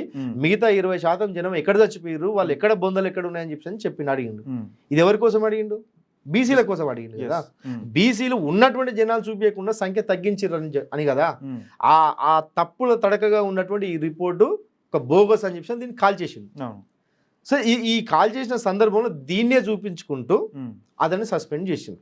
ఓకేనా? అంటే బీసీలకి అనాదిగా దాదాపు కొన్ని దశాబ్దాల కాలంగా బిఫోర్ ఇండిపెండెన్స్ కూడా ఈ దేశంలో కాంగ్రెస్ పార్టీ బీసీలకు అనేక రకాలుగా అన్యాయం చేస్తూ ఉన్నది. దాంట్లోకి వెళ్ళే దాన్ని మనం పసిగట్టాలని చెప్పేసి అనే క్రమంలో దాంట్లోకి వెళ్ళిండు. అక్కడ కుట్ర జరుగుతున్నది, ఆ కుట్ర జరుగుతుందని చూసి బయటికి వచ్చిండు. సస్పెండ్ చేయడం కాదు, నైతికంగా బయటికి వచ్చిండు. ఆయనకైనా బయటికి వచ్చిండు. అంటే ఇది చూసిన ప్రతి ఒక్కరు అర్థమవుతుంది, నేనేదో చెప్తున్నాను కాదు. అంటే వీళ్ళు సస్పెండ్ చేయడం కన్నా ముందే వచ్చేసిండు, ఆయన వచ్చేసిండు. ఇప్పుడు మీరు ఏం చేస్తారో చేసుకోండి. ఇప్పుడు ఒకటి బాగా ఆలోచించండి, ఎంతమంది బీసీలు ఉన్నా కూడా అనేక మంది బీసీలు ఉన్నారు. బీసీలకు జరుగుతున్నటువంటి అన్యాయాన్ని విత్ ఇన్ ద పార్టీ ప్రశ్నించినటువంటి గట్స్ ఉన్నటువంటి నాయకుడు ఎవరైనా చూపిస్తామా మనం? ఎవరు లేరు. విత్ ఇన్ ద పార్టీ నువ్వు ఆ పార్టీలో ఉంటూ నా సామాజిక వర్గానికి, బీసీ సామాజిక వర్గానికి అన్యాయం జరుగుతుందని చెప్పి ప్రశ్నించినటువంటి వ్యక్తులు మనం చూపిస్తామా? అలాంటి ఈ బీసీలందరి తరఫున బీసీ ప్రజల యొక్క రాజకీయ భవిష్యత్తు కోసం ప్రశ్నిస్తున్నటువంటి వ్యక్తిగా అతన్ని నువ్వు విభేదిస్తున్నావు అంటే అతను నీ వ్యక్తిగతం కోసం, వ్యక్తిగతంగా నీకేదో ఉనికి ప్రాబ్లం వస్తుందని చెప్పేసి నువ్వు అతన్ని విమర్శిస్తే బీసీ సమాజాన్ని మొత్తం కూడా నువ్వు ఇగ్నోర్ చేస్తున్నట్టే. అలాంటి టైం లోపల ఇప్పుడు నువ్వు బీసీల గురించి మాట్లాడే అర్హత నీకు ఎక్కడిది విశారదన్? నువ్వు ఈయన ఉద్యమం మీద ఈయన చేయాలి కానీ ఇప్పుడు తీన్మార్ మల్లన్న పైన విషయం చిమ్మడం వల్ల ఈయన లాభం ఏంటి? నిజంగా నీకు ఒక లక్ష్యమే ఉంటే బీసీల తరఫున మాట్లాడేటువంటి వ్యక్తిని నువ్వు నీతో కలుపుకుంటావా, కలుస్తావా? బలంగా కొట్లాడి పార్టీలు ఉంటూ పార్టీ పైన కొట్లాడి పార్టీ సస్పెండ్, ఈయన బయటకు వచ్చిన తర్వాత పార్టీ సస్పెండ్ చేస్తే బలంగా కొట్లాడుతున్న నాయకుని మీద నువ్వు ఆరోపణ చేయడం వల్ల నీకు వచ్చే లాభం ఏమిటి? అంటే దీని వెనుక నువ్వు డ్యామేజ్ చేయడానికి దీని వెనక ఏదైనా కుట్రలు పడుతున్నారా? ఇట్లా విషయం డ్యామేజ్ చేయడానికి ఒక వ్యక్తికి ఒక మంచి పేరు వస్తున్నా మనం ఓడ్చుకునే పరిస్థితి ఉండదు. ఒక వ్యక్తికి ఒక మంచి నేమ్ వస్తుంటే, ఒక ఫేమ్ వస్తుంటే, సమాజంలో ప్రభావితంగా కనిపిస్తుంటే మనం ఓడ్చుకోము. సో ఓడ్చుకోలేనప్పుడే మళ్ళీ బీసీ సామాజిక వర్గం గురించి కొట్లాడతా, నేను బీసీలను రాజ్యాధికారం దిశగా తీసుకెళ్తా అంటే నిజంగా నమ్మశక్యమైన మాట. అది నెవర్. నీ కులంలో ఉన్నటువంటి వాళ్ళే నిన్ను నమ్మట్లేదురా బాబు, సైకో విశారదన్. నీ కులంలో ఉన్నటువంటి, ఈ మాదిగ కులంలో ఉన్నటువంటి వాళ్ళే ఇప్పుడు మొన్న తీసినటువంటి 9%, 10% ఆ జనాభాలోనే 1% కూడా నిన్ను నమ్మట్లేదు. మాలలు అసలే నీ దగ్గర రారు, అసలు నిన్ను ఒప్పుకోరు, పొర్రపాటున కూడా నిన్ను ఒప్పుకోరు. రానియలే కదా. అలాంటిది ఇప్పటి వరకు ఈ రాష్ట్రంలో బీసీ ఉద్యమానికి ఒక తలమానికంగా, బీసీ ఉద్యమానికి ఒక ఐకాన్గా ఉన్నటువంటి ఆర్ కృష్ణయ్య గారిని ఈ సమాజం అంతగా విశ్వసించలేదు. అంటే దీని వెనుక కూడా ఒకటి మందకృష్ణ మాదిగతో ఈ మధ్యలో తీన్మార్ మల్లన్న కలవడం జరిగింది. ఇది కూడా ఒక కారణం చెప్పుకోవచ్చా? కారణమే. ఇద్దరు ప్రధానమైన శక్తులు కలిసి రండి, నా ఉనికికే ప్రాబ్లం వస్తుంది కదా, అనేటువంటి అదితోటి విషం కక్కడం అనేది బాగా. ఎందుకంటే ఎక్కడైనా సరే ఇతడి విషపూరితమైనటువంటి ఆలోచనతోనే వీడికి షుగర్ బీపీలు వచ్చినాయి. మహా అంటే ఇంకొక 5 ఏళ్ళు బతుడేమో, అంతేగా, అంతకు మించి బతుక. షుగర్ బీపీ అటాక్ ఈ షుగర్ బీపీ ఎందుకు అటాక్ అయింది? ప్రశాంతంగా ఉండలేడు, ఎప్పుడు ఒకరి మీద కుట్ర చేయడం, ఎప్పుడు విత్ ఇన్ ద మూమెంట్. ఆ మూమెంట్ లోనే ఒక జిల్లాలో ఒక వ్యక్తి బాగా మాట్లాడుతున్నాడు, మంచి ఒక లీడర్ గా మంచి తెల్ల బట్టలు వేసుకొని, కద్దరు బట్టలు వేసుకొని మంచిగా మాట్లాడుతుందంటే వాడికి కౌంటర్ గా ఇంకో తయారు చేస్తూనే ఉంటాడు ఆ ఏరియాలోనే, ఆ జిల్లాలోనే ఇంకొకటి తయారు చేస్తాడు. సో ఈ విధంగా within the party, within the movement కూడా ఒక వ్యక్తి ఎదుగుతుంటే చూసి ఓడ్చుకోవాలని ఒక లోబి వీడు. లోబి అంటే పదానికి తెలుగులో మంచి అర్థం ఉంది. ఈ లోబి అనేటువంటి మాట వాళ్ళ కన్న తండ్రి నాతో అన్నటువంటి మాట.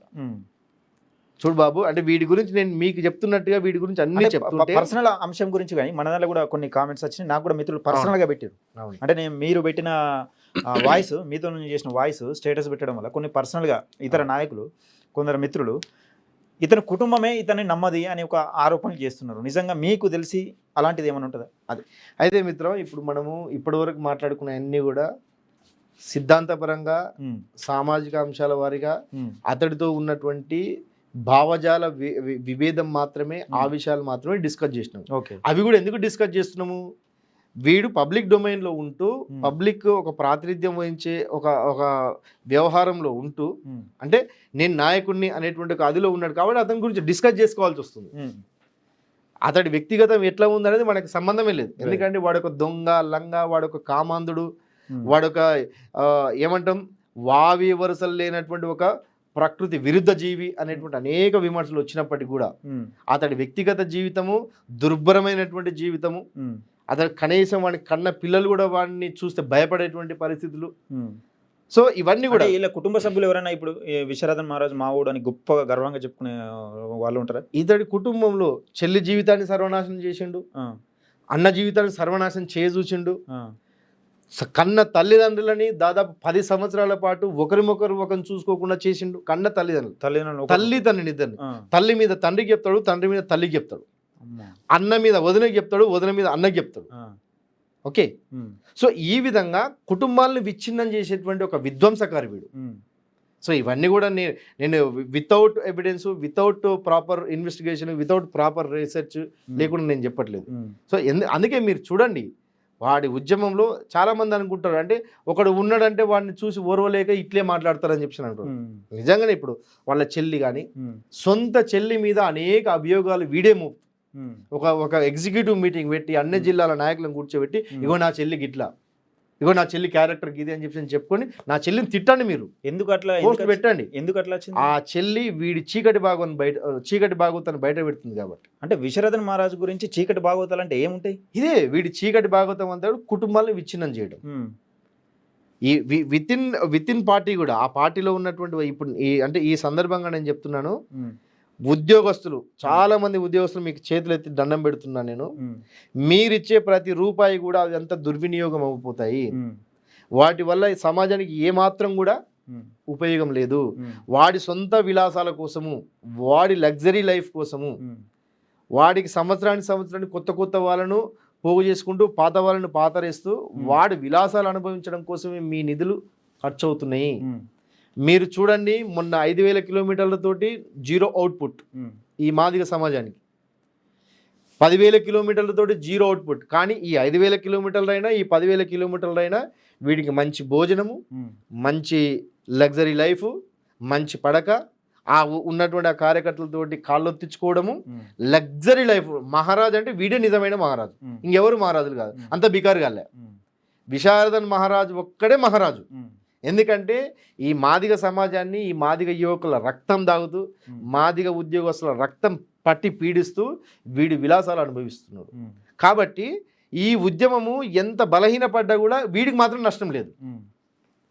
అప్పటి వరకు పనిచేసినటువంటి కార్యకర్తలకు, ఉద్యోగస్తులకి నష్టం తప్ప కొత్త వాళ్ళు రావడము, పాత వాళ్ళు పోవడం అనేది వీడికి టైంపాస్ వ్యవహారము. వీడికి లగ్జరీలు వస్తున్నాయి, వీడికి నాయకత్వం వస్తుంది, వీడికి ఒక ఎక్స్పోజర్ వస్తుంది, అన్నీ వస్తున్నాయి. వీడికి మాత్రం నష్టం లేదు, స్వలాభాలు ఉన్నాయి. వీటి స్వలాభం కోసమే. అందుకే అప్పుడు ఏదో స్వరాజ పాదయాత్ర అని చెప్పి అని పెట్టింది కాదు, స్వలాభ పాదయాత్ర అని నేను టైటిల్ పెట్టిన.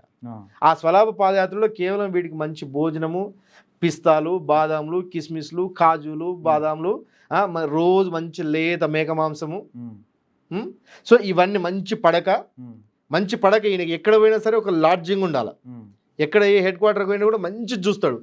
పడుకుంటే పైన బూజు కనపడద్దు ఆయనకి. ఇప్పుడు నువ్వు ప్రజల కోసం మాట్లాడుతున్నప్పుడు, పేదవాళ్ళ కోసం మాట్లాడుతున్నప్పుడు, పేదవాళ్ళతో మమేకమైపోతూ నీ ఉద్యోగం ఉండాలి కదా. వీడికి ఎంతసేపు లగ్జరీ ఉండాలి, దుమ్ము ఉండొద్దు, బూజు బట్టి ఉండొద్దు, విలాసవంతమైన. ఎందుకంటే వీడు సెకండ్ జనరేషన్ క్యాండిడేట్, వీళ్ళ నాన్న ఎంప్లాయీ.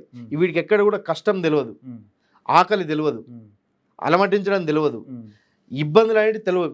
లగ్జరీగా వీడు లైఫ్ వచ్చింది కాబట్టి అదే లగ్జరీ లైఫ్ని ఇక్కడ వీడు అనుభవిస్తున్నాడు. సో ప్రజలకు కానీ కార్యకర్తలకు కానీ ఏ మాత్రం కూడా వాళ్ళ జీవితాలు ఆగం కావడం తప్ప వాళ్ళ బంగారు భవిష్యత్తును ఆగం చేసుకోవడం తప్ప వీడితో టైంపాస్ తప్ప ఇంకో వేరే ఏమీ లేదు. ఇది అర్థం చేసుకున్న వాళ్ళు బయటకు వస్తారు. అర్థం చేసుకోవడానికి కొంత టైం ఏం పడుతుంది, అంతే టైం పడుతుంది అట్లా. సో ఈ రకంగా నేనేం చెప్తున్నానంటే ఆ ఉద్యమంలో ఇంకొకటి మీరు అడగడం మర్చిపోయారు. వీడు ఇంత మేధావి, అంత మేధావి, ఇంత జ్ఞానవంతుడు అని చెప్పి అంటాం కదా. అవును. మీరు ఒకటి చూడండి మిత్రమా, వీడు పెట్టినటువంటి పార్టీనే ఏం పెట్టాలో అర్థం కాలేదు వీనికి. డిఎస్పీ అని చెప్పి బాగా ప్రచారంలో ఉంది కదా. అదే డిఎస్పీని ఇక్కడ తీసుకొచ్చి పెట్టిండు. అయితే ఇమ్మీడియట్ జరిగినటువంటి పని, ఇది ఒక పెద్ద ఆలోచనతోటి ఏం చేద్దామని చెప్పి ఒక మేధోమదనం జరిగిన తర్వాత పెట్టినటువంటి పేరు కాదు ఇది. అప్పటికానే ప్రవీణ్ కుమార్ వచ్చింది, ఏం బతికేంది అసలు, అంత రాజకీయం వేరే దారి లేదు, చీకటిమయం. అందరు రాజకీయం అంటూ బీఎస్పీలోకి వెళ్తున్నారు. మరి ఇప్పుడు ఏంటి, నేనేంటి అంటే రాజకీయంగా ఏదో ఒకటి స్టెప్ తీసుకోవాలి, అనివార్య పరిస్థితి. ఎందుకంటే 2050 వరకు నా సాంస్కృతిక ఉద్యమం అని చెప్పి అన్నాం కదా. మరి అనివార్య పరిస్థితి ఇప్పుడు ఏం చేయాలని చెప్పి అనుకున్న క్రమం లోపల దాన్ని డిఎస్పీని కాస్త ధర్మ సమాజ్ పార్టీ అని పెట్టింది. వీడు తీసుకున్నటువంటి స్టెప్లోనే వీడి ఓటమి, వీడి యొక్క అజ్ఞానము, వీడి యొక్క వ్యవహారం అనేది కూడా మొత్తం బయటపడుతుంది. ధర్మ సమాజ్ పార్టీ అని చెప్పి పేరులోనే లోపం ఉన్నది, పేరులోనే వీడి ఓటమి ఉన్నది, పేరులోనే వీడి అంతం ఉన్నది. ఓకే ఎందుకు నేను అంటున్నా అంటే, ఇప్పుడు నువ్వు ధర్మ సమాజ్ పార్టీ అని చెప్పి అంటూ అన్ని మహనీయుల ఫోటోలు పెట్టుకుంటున్నావు, నువ్వు కాంశీరామ్ సార్ ఫోటోలు పెట్టుకుంటున్నావు, బుద్ధుడు అశోకుని ఫోటోలు పెట్టుకుంటున్నాను. సో ఇది ప్రతి ఒక్కరు కూడా గమనించాల్సినటువంటి విషయము. ఇప్పుడు ధర్మ అనేది ఇది ఒక ప్రతిఘాతం, ఇది ఒక ప్రతిఘాత విప్లవం. అంటే ఇండియన్ హిస్టరీ మొత్తం చూసుకున్నట్లయితే ఎక్కడ కూడా ఇప్పుడు మన మహనీయులు అంటేనే బుద్ధుడు చెప్పినటువంటి మార్గంలో నడవడం. ఈరోజు ఏది రాజ్యాంగం పట్టుకొని రాజ్యాంగంలో ఉన్న సారం అంతా కూడా బుద్ధుడు చెప్పిన సారమే దీంట్లో ఉందని చెప్పి అని వీడియో పట్టుకొని తిరుగుతున్నాడు. ఓకే, కాంశీరామ్ వారసుడు ఎవరు? కాంశీరామ్ చెప్పిన ప్రకారం కాంశీరామ్ వారసుడు ఎవరు? Mayawati madam, Behenji Mayawati. No doubt at all. ఈయన అని చెప్పుకొని తిరుగుతున్నట్టు అనిపిస్తుంది. దొంగ వీడికి అసలు కాంశీరామ్ సార్ పేరు చెప్పే అర్హత కూడా లేదు. కాంశీరామ్ గారి పేరు చెప్పేటువంటి అర్హత కూడా వీడికి లేదు అసలు. ఎందుకు లేదంటున్నానంటే, నా మరణానంతరం ఏనుగుర్తు ఎక్కడ వస్తున్నాయి అక్కడ బ్రతుకున్నా చెప్పినటువంటి వ్యక్తి మరి ఆయన చంపినట్టే కదా. ఆయన చంపినాడు కదా. నువ్వు కాంశీరామ్ సార్ సావాలని కోరుకున్నటువంటి వ్యక్తి, పార్టీని బలహీనపరిచి స్టిల్ ఇప్పటికీ పార్టీ ఏం లేనప్పుడు సపోర్ట్ చేయడు. పార్టీని లేపడానికి వస్తే వాడి మీద అలిగేషన్. ఇప్పుడు ఈయన నిజంగానే ఆ సిద్ధాంతాల కోసం పనిచేయాల్సి ఉంటే ఇప్పుడు ఆర్ఎస్ ప్రవీణ్ కుమార్ ఇట్లా బీఎస్పీలో లేడు, మరి ఇలా రావచ్చు కదా. పార్టీ సరే నేను ఏదో తప్పు అయిపోయింది, అందులో ఏదో చిన్న మిస్టేక్స్ జరుగుతూ ఉంటాయి, ఒక తప్పటాడికి వేసిన అనుకుని బీఎస్పీలోకి వచ్చి క్యాడర్ అంతా చైతన్యం చేయొచ్చు కదా. ఎంతో కొంత క్యాడర్ మంచిగా ఉంది కదా బీఎస్పీ కూడా. ఒకటే మిత్రమా, ఎంఆర్పిఎస్ లో ఉండి అక్కడ 3 సార్లు బహిష్కరణ గురయ్యిండు, కారణాలు ఏవైనా కూడా. బీఎస్పీలోకి వచ్చింది, ఇక్కడ 2 సార్లు బహిష్కరణకు గురైపోయాడు, ఇక్కడ పుట్టగతులు లేవు. సో నువ్వు సొంత కుంపటి పెట్టుకుంటే తప్ప నీ ఎగ్జిస్టెన్స్ ఉండదు. కాబట్టి సొంత కుంపటి పెట్టుకున్నాడు. ఈ సొంత కుంపటిలో కూడా టైం పాస్ చేద్దామని చెప్పి అనుకుని ఒక ప్రణాళిక గీసుకొని ఉన్నాడు. ఆ ప్రణాళిక ప్రవీణ్ కుమార్ వచ్చేసరికి పటాపంచలు అయిపోయింది. ఇప్పుడు ఏం చేయాలన్న క్రమంలో ఈ ధర్మ సమాజ్ పార్టీని పెట్టుకున్నాడు. ధర్మ సమాజ్ పార్టీలో ఒక సైద్ధాంతికమైనటువంటి లోపం ఏముందంటే, నువ్వు మహనీయుల పరంపరను కొనసాగించేటట్లయితే బుద్ధుని అనుసరిస్తున్నట్టే మనం. బౌద్ధంలో ఎక్కడ కూడా ధర్మం అనే దానికి ఆస్కారమే లేదు, ధర్మం అనే పదమే లేదు ఎక్కడ కూడా. నువ్వు ఎంతమంది చరిత్రకారులు, ఎంతమంది విశ్లేషకులు ఉన్నా కూడా దీన్ని మాట్లాడుకోవచ్చు కూడా. దీని తర్వాత కూడా డిస్కషన్ జరుగుతుంది. దమ్మ తప్ప ధర్మము అనేది లేదు. దమ్మ ధర్మ ఇవి రెండు కూడా వేరు వేరు ధృవాలు. ధర్మం అనేది దమ్మ అనేది ఒక విప్లవము, ధర్మం అనేది ప్రతిఘాత విప్లవం. పూర్తి వ్యతిరేక ధృవాలు ఇవి. సో నువ్వు ధర్మం అని పెట్టుకున్నావంటే నువ్వు బీజేపీకి ఏజెంటు అని ఎందుకు అనకూడదు?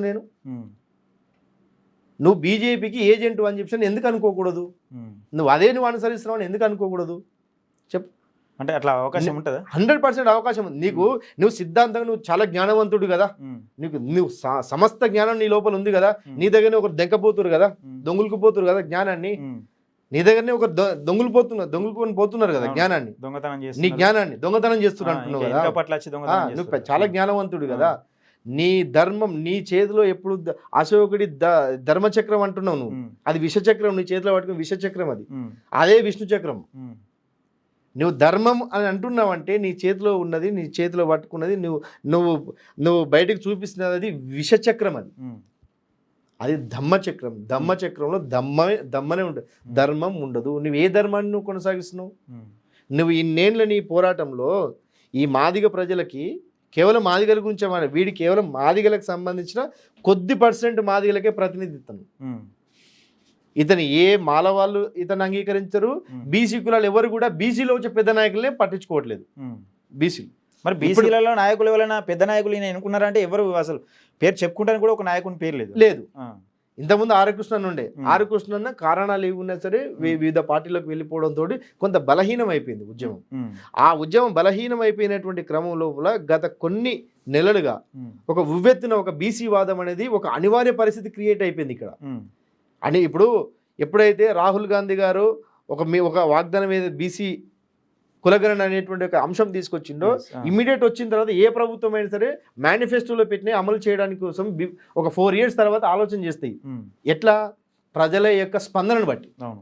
సో ఇమ్మీడియట్గా తీన్మార్మలన్న రాహుల్ గాంధీ చెప్పింది ఇమ్మీడియట్ అమలు కావాల్సిందని చెప్పని బలంగా బీసీ అంటే కులగణన గురించి మాట్లాడినటువంటి అనివార్య పరిస్థితిలోనే కాంగ్రెస్ గవర్నమెంట్ కులగణన ప్రారంభించినటువంటి ఆ క్రమంలోనే బీసీలో ఒక భయంకరమైనటువంటి ఒక చైతన్యం వచ్చింది. ప్రతి ఒక్కరు ఒప్పుకోవాల్సింది, 100% ఒప్పుకోవాల్సింది. ఆయన గనక విత్ ఇన్ ద పార్టీ మొన్న ఎమ్మెల్సీ టికెట్లు ఇవ్వడానికి కూడా ఆచితూచి రెడ్డిలో ఒక్క స్థానం అంటే ఒక స్థానం లేకుండా కూడా ఇప్పుడు సగటు ప్రతి బీసీ వ్యక్తి కూడా నేను నిజంగా ఏం చెప్తున్నానంటే బీసీలో ఒక ఐకాన్ వచ్చింది. ఆ వ్యక్తిని కాపాడుకోవాలి. ఆ వ్యక్తిని కాపాడుకుంటే బీసీలకి ఎగ్జిస్టెన్స్ ఉంటుంది. ఎందుకంటే ఈ రోజు బీసీలు ఏ పార్టీలో ఉన్న బీసీ కూడా బీసీల గురించి మాట్లాడే పరిస్థితి లేదు.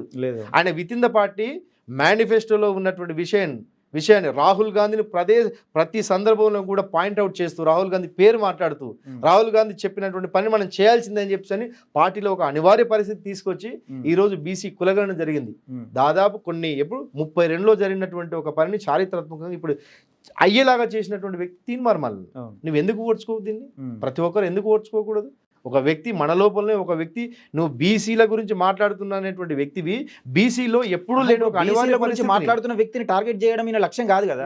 బీసీల గురించి మాట్లాడడం ఈయన లక్ష్యం కదా. నువ్వు గవర్నమెంట్ గురించి మాట్లాడు, అనేక కాంగ్రెస్ ఇచ్చిన మేనిఫెస్టో గురించి మాట్లాడాలి, లేకపోతే బీసీలకు ఇచ్చిన హామీల గురించి మాట్లాడాలి. అది కదా మాట్లాడాలి. నువ్వు ఒక పార్టీగా ఉంటూ, నువ్వు ఒక పార్టీ అధినేతగా ఉంటూ ప్రతిపక్ష గురించి మాట్లాడు. ప్రతిపక్షంలో ఉన్న నాయకుడు ఎట్లా ప్రశ్నిస్తారు? ప్రభుత్వాన్ని అట్లా ప్రశ్నిస్తాయి. అది ప్రశ్నించు. ఆ పని చేత కాదు. ఆ పని ఎక్కడ చేత కాదు. ఒక ఎక్స్ట్రీమ్గా వస్తున్నటువంటి ఒక వ్యక్తిని అతన్ని టార్గెట్ చేయడం అనేది నీ యొక్క అజ్ఞానము, నీ రాజకీయ అపరిపక్వతకి నిదర్శనం. చివరగా ఇప్పుడు ధర్మ సమాజ్ పార్టీ అంటూ చాలామంది యువకులు కొంతమందిని రెచ్చగొట్టే ప్రయత్నం చేస్తున్నాడు. నిజంగా వాళ్ళకు మీరు చెప్పాల్సింది చూడండి మిత్రమా, రెచ్చిపోయేటువంటి మిత్రులకు ఒకటే చెప్తున్నా. ఆ రెచ్చిపోయేటువంటి మిత్రులకు వీడి ఆఫీస్లో ఒక గుంపు ఉంటుంది, ఒక పెయిడ్ బ్యాచ్ ఉంటుంది, ఒక 5-6 మంది పెయిడ్ బ్యాచ్ ఉంటుంది, నెల పెయిడ్ బ్యాచ్ ఉంటుంది. ఆ పెయిడ్ బ్యాచ్ తోటి నీకు ఫోన్ చేసినటువంటి మిత్రుడు ఏ జిల్లా? కరీంనగర్ జిల్లా ఉంటుంది. కరీంనగర్ జిల్లాలో ఉన్నటువంటి ఒక ముఖ్య నాయకుడికి ఫోన్ చేసి నాయకుడిని అట్లా మాట్లాడుతుంటే ఏమనవాను అని ఇతడితో వార్నింగ్ ఇస్తే వాడు ఏం చేస్తాడు? అరే నాయకుడిని అన్నాడు కదా, మనం గట్టిగా వెంకటేశ్వర మిత్రుని గట్టిగా ఫోన్లో అడుచుకున్నాం అనుకో, అది విని నరేష్ బాగా మాట్లాడిన సంతోషపడతాడు. దానికోసం మాత్రమే చేస్తాడు. మిస్టర్ నరేష్ మిత్రమా, నీకు ఒకటే చెప్తున్నా, నువ్వు గనక ఇప్పుడు వెంకటేష్ మీద మాట్లాడినటువంటి ఆడియో తోటి వెంకటేష్ లీగల్గా ఎక్కడైనా అప్రోచ్ అయితే నువ్వు పోలీస్ స్టేషన్లో కూలబడితే నిన్ను మందలించడానికి కూడా విశారదంగా రాడు. కార్యకర్తలకి ఎవరికి ఏమైనా కూడా కనీసం చూడ్డానికి కూడా రాడు. పోలీస్ మెట్లు కూడా ఎక్కడ వీడు. తీరా ఏమంటాడు? నిన్ను ఎవడనమన్నాడు అంటాడు. మళ్ళా నిన్ను ఎవడనమన్నా ఉల్టా. కాబట్టి అక్కడ పూర్తిగా అభద్రత ఉంటుంది. మీరు చించుకోకండి. నా మీద కూడా చాలా మంది చించుకొని ముడుచుకున్న వాళ్ళు ఉన్నారు. అనవసరంగా చించుకొని మీరు లీగల్గా మీరు కోర్టులలో కేసులలో ఇరుక్కునే పరిస్థితులు తెచ్చుకోవద్దు. సో ఇంత మాట్లాడినా కదా, మళ్ళీ నాకు ఎవడు ఫోన్ చేయడు. ఎందుకంటే నాకు ఎవడన్నా ఫోన్ చేస్తే నా నుండి ఏ స్పందన ఉంటుందని వాళ్ళకి తెలుసు. వాళ్ళ గురువు ఆల్రెడీ చెప్పుకుంటాడు, వాళ్ళ దగ్గర పోకుండా ఆయన ఇంకా బట్టబయలు చేస్తాడు వాడు అని చెప్పి అంటాడు. సో చివరిగా నేను చెప్పేది ఏంటంటే మిత్రమా, ఎవరైతే ఎమోషనల్గా వెళ్ళినటువంటి వాళ్ళు చూడండి, నేను మాదిగల్లో ఉన్నటువంటి అమాయకులైనటువంటి వాళ్ళు రోబోలు అని చెప్పి అంటున్నారు. రోబోలు అంటే మిమ్మల్ని అవమానించినట్టు కాదు. వాడు ఏదైతే చెప్తుండో అది వింటూ ఉన్నారు. మీరు కాయిన్కి అటువైపు ఇటువైపు రెండు చూడండి. తటస్థ ధోరణిలో ఉంటూ ఆ వ్యక్తి నినాదం లోపల ఏమున్నది గుడ్డిగా నమ్మొద్దు. వాడితోటి టైం పాస్ మాత్రమే ఉంటుంది, రాజకీయ లక్ష్యం లేదు. వాడి వల్ల సమాజానికి కానీ ఉద్యమానికి కానీ మహనీయుల ఆలోచనకు కానీ ఏ మాత్రం ఒరగదు. ఈ 10 ఏళ్లలో ఏం ఒరగలేదు, ఏమీ లేదు. ఓకే, కాబట్టి మీరు ఆచితూచి మీ భవిష్యత్తును మీరు మంచి చదువుకోండి, హైయర్ ఎడ్యుకేషన్ చేయండి. ఎందుకంటే ఆ ఉద్యమంలో ఉన్న వాళ్ళందరూ ఇంటర్మీడియట్ ఫెయిల్, డిగ్రీ డిస్కంటిన్యూ వాళ్ళే ఉంటారు. కొంతమంది పీజీలు పిహెచ్డీలు ఒకవేళ చేయడానికి పోతుంటే వాళ్ళ ఫెలోషిప్ కోసం అని చెప్పి ఇందులో ఉంచుకుంటాడు వాడు. ఫెలోషిప్ వస్తే కదా, నెలకింత వస్తుంది కదా, అది వీడికి ఖర్చు పెట్టడం కోసం. అంతే తప్ప మీరు ఒక నాయకులుగా ఎదగలేరు. మీరు అక్కడే ఒక మండలం ఒక ట్యాగ్ల కోసం మీరు బతుకుతారు అంతే, దానికి మించి ఏముండదు. ఇంకొకటి భయంకరమైన ఇంకొక విషయం చెప్పదలుచుకున్న మిత్రమా, వీడు మందకృష్ణ మాదిగ గారు చేసినటువంటి ఈ 30 ఏళ్ల పోరాటంలో ఎక్కడో అంటరానితనంగా ఎక్కడో ఊరికి చివరన ఎవరు పట్టుకోకుండా ఎవరు ముట్టుకోకుండా దూరంగా ఉన్నటువంటి సమాజాన్ని అన్ని కులాలు కూడా అరే మనము అని చెప్పి వరుసలు చెప్పుకునే పరిస్థితికి తీసుకొచ్చింది కృష్ణమాది. 100%. అంటే సమాజంలో ఊరి చివరన ఉన్న వాళ్ళని ఒక గుంపులో కలిపి నేను మాదిగా అని వెనక పెట్టుకునే ట్యాగ్ ఇచ్చిండు. ప్రతి కులాలతో కూడా సంబంధాలు కుదుర్చుకునే విధంగా, ప్రతి కులంతో కూడా సత్సంబంధాలు కలిగే విధంగా కృష్ణమాది గారి పోరాటం వల్ల ఒకటి జరిగింది. సో ఇప్పుడు నువ్వు ఏం చేస్తున్నావు, మాదిగ కులమే గొప్ప, ఓకే మహారాజులం మనం, అందరికంటే మనమే ఎక్కువ, అందరూ తక్కువ అనేటువంటి ఫీలింగ్ తోటి ప్రతి కులానికి డిటాచ్ చేస్తున్నాడు వీడు. ఆయననేమో కలిపితే వీడేమో డిటాచ్ చేస్తూ ఉన్నాడు. దానికి తోడుగా ఇప్పటి వరకు అన్ని కులాలతో సత్సంబంధాలు కలిగి ఉన్నటువంటి మాదిగలు నువ్వు ఊర్లలో మహారాజుల కాలనీ అని చెప్పి బోర్డు పెట్టడం తోటి ఒక గీతకి ఒక అంటే ఒక డివైడేషన్ అనేది నువ్వు అది చేసేస్తున్నావు, డివైడేషన్ చేస్తూ ఉన్నావు. దానివల్ల చాలా మంది ఏం భయానికి గురవుతున్నారు తెలుసా, అరే మనం మహారాజులం అని చెప్పి అంటే మనకు వచ్చే పథకాలు రావేమో, చాలా మంది గవర్నమెంట్ నుండి పథకాలు రావేమో భయంతో ఉన్నారు. వాట్సాప్లో నేను పోస్ట్ పెట్టుడుతోనే నాకు కామెంట్ చేసిన అన్న మమ్మల్ని మహారాజులు అని మమ్మల్ని అక్కడ కాకుండా పనికి ఎవడన్నా పని వెళ్తే ఇప్పుడు మీరే మహారాజులు మాకేం పని చేస్తారు అనే కాడికి తెచ్చిండన్న అనే పోస్ట్ పెట్టి నాకు ఇట్లా ఫోన్ చేసి చెప్తున్నాడు, ఇట్లా చేసిండన్న మమ్మల్ని. ఇంతెందుకు ఇప్పుడు మహారాజ్ అని చెప్పి అంటాడు కదా, వీడి కార్యకర్తలకు ఏమంటాడు, మీరు గెజిట్లో మొత్తం మహారాజ్ అని పేరు మార్చుకోవాలని చెప్పి అంటే వీడు మాత్రం మార్చుకోడు. వీడు మార్చుకోడు, విశారదన్ మహారాజ్ అని చెప్పి ఉండదు, చెరుకుపల్లి వెంకట సాయి విశారదన్ అని ఉంటుంది వీడి పేరు. దాంట్లో అట్టుంటది, బయట మాత్రం విశారదన్ మహారాజ్, చెరుకుపల్లి వెంకట సాయి విశారదన్, వెంకట విశారదన్. సో ఇదన్నమాట. సో వీడు ఈ విధంగా డివైడేషన్ అనేది సమాజంలో ఒక విచ్ఛిన్నాన్ని చేస్తున్నాడు, కలిసినటువంటి సమాజాన్ని విడగొడుతూ ఉన్నాడు. బీసీలతో ఎవరిని మీరు చూడండి, అందులో ఉన్న కార్యకర్త ఇంత నేరోగా మారిపోతాడు, ఒక సైకోగా మారిపోతాడు. వాడు కూడా సైకోగా మారి ప్రతి ఒక్కరిని తక్కువ చూస్తాడు, ఏవాడు దొంగ ఏవాడు లంగ. ఎప్పుడు ఈడెట్లయితే దొంగ చూపులు కింది నుండి ఇట్లా చూస్తాడో ఆ కార్యకర్తలు కూడా అట్లే ఉంటారు, అనుకరిస్తూ ఉంటారు వాడిని. అది ఇంకోటి ఏంటంటే, ఇతడు చెప్పేటువంటి ఒక మైథాలజీ అనుకుందాము, ఒక పురాణం అనుకుందాము, జాంబా పురాణం ఏదో ఒకటి అనుకుందాం. లాస్ట్ పాయింట్ ఇది, అంటే నాకు అతడితో జరిగినటువంటి విభేదం ఇది. నువ్వు జాంబవంతుడు, మనది మాతృస్వామ్య వ్యవస్థ, జంబూదీపం మాతృస్వామ్య వ్యవస్థ, స్త్రీని ఆరాధించేటువంటి వ్యవస్థ. సో నువ్వు ఆరాధించేటువంటి వ్యవస్థలో ఇప్పుడు నువ్వు ఊర్లలో నీ పేరుకు మహారాజు పెడుతున్నావు, మహారాణి పెడుతున్నావు, ఊర్లలో మహారాజుల కాలనీ అని పెడుతున్నావు. ఓకే, నువ్వు మాతృస్వామ్య వ్యవస్థ, మరి ఊర్లో ఉన్నటువంటి మహారాణులు ఎక్కడ పోవాలి, మరి మహారాణుల కాలనీ ఎందుకు పెట్టవు? అవునా కదా, నీ మాతృస్వామ్య వ్యవస్థ. మళ్ళీ పితృస్వామ్యాన్ని నువ్వు అది చేస్తున్నట్టే కదా, అవునా కదా. సో ఈ రకమైనటువంటి సైద్ధాంతికంగా విభేదాలు వచ్చే క్రమం లోపల వీడు ప్రశ్నిస్తున్నాడు కదా అని చెప్పి పక్కన పెట్టేస్తాడు. ఈ విధంగా పక్కన పెట్టినటువంటి ఎంతో మంది, చాలా మంది ఉన్నారు. వాళ్ళందరూ కూడా పిచ్చినా కొడుకు వీడి గురించి మాట్లాడే టైం ఎందుకు వేస్ట్ అని చెప్పి ఎవరు మాట్లాడకుండా వాళ్ళ పని వాళ్ళు చేసుకుంటారు. కేవలం నేను ఒక్కడిని మాత్రం, అంటే ఈయన కోసం మన టైం ఎందుకు వేస్ట్ చేసుకోవడమే. నేను కూడా వీటి కోసం టైం ఏం వేస్ట్ చేసుకోలేదు. యాక్చువల్గా చివరికి ఏంటంటే దాదాపు 2020 నుండి 2024 వరకు కూడా సోషల్ మీడియాలో నేనే వీడి గురించి ప్రచారం చేయడంతో వీడి గురించి ఎక్కువ హైప్ వచ్చింది. వీడు దొంగలంగా అన్న కూడా వీడికి హైప్ వచ్చింది బాగా. సో అందుగురించి నేను ఒక 1 year పాటు వీడిని కొంచెం హోల్డ్లో పెట్టేసరికి ఆ ఛానల్ ఈ ఛానల్ వాళ్ళు వాడిని లేపుతూ ఉన్నారు. సో ఇప్పటికి కూడా చాలామంది ఛానల్స్ వాళ్ళు చెప్తా ఉన్నారు, ఏదేమైనప్పటికీ కూడా వీడి మాయలో పడకండి. ఉద్యోగస్తులైనా సరే విద్యావంతులైనా సరే వీడి మాయలో పడొద్దు. ఇంకొక వార్నింగ్, నేను ఒక వార్నింగ్ ఏమి ఇస్తున్నానంటే, మాదిగా ఉద్యోగస్తులారా మీకు ఒక విషయం చెప్తున్నాను, మీరు దయచేసి వాడిని ఇంట్లోకి రానివ్వకండి. కార్యకర్తలారా మీరు వాడిని ఇంట్లోకి రానివ్వకండి. ఇంట్లోకి వచ్చినట్లయితే పెళ్ళానికి మొగుడికి డివైడేషన్ తీసుకొస్తాడు. పెళ్ళానికి మొగుడు మీద చెప్తాడు, మొగుడికి పెళ్ళాని మీద చెప్తాడు, కుటుంబాలని విడదీస్తాడు. ఆ విధంగా విడదీసినటువంటి కుటుంబాలు, విడాకుల వరకు పోయినటువంటి కుటుంబాలు కూడా చాలా ఉన్నాయి. కాబట్టి వీడిని బయటకే పంపించండి. వీడు ఒకవేళ నాయకుడనో లేకుంటే పెద్ద మనిషి అని చెప్పి ఇంటికి తీసుకొస్తే నీ ఇంటికే వీడు నిప్పు పెట్టేటువంటి రకం. కాబట్టి విశారద అనేటువంటి ఈ సైకో గాని మీ ఇళ్లలోకి రానివ్వకండి. మీరు ఏమైనా అభిమానం గౌరవం ఉంటే వీడిని బయట నుండి బయటికే పంపించండి. మీ ఇంట్లో ఉన్నటువంటి ఆడవాళ్ళని లోబర్చుకునేటువంటి గుణం కలిగినటువంటి వాడు వీడు.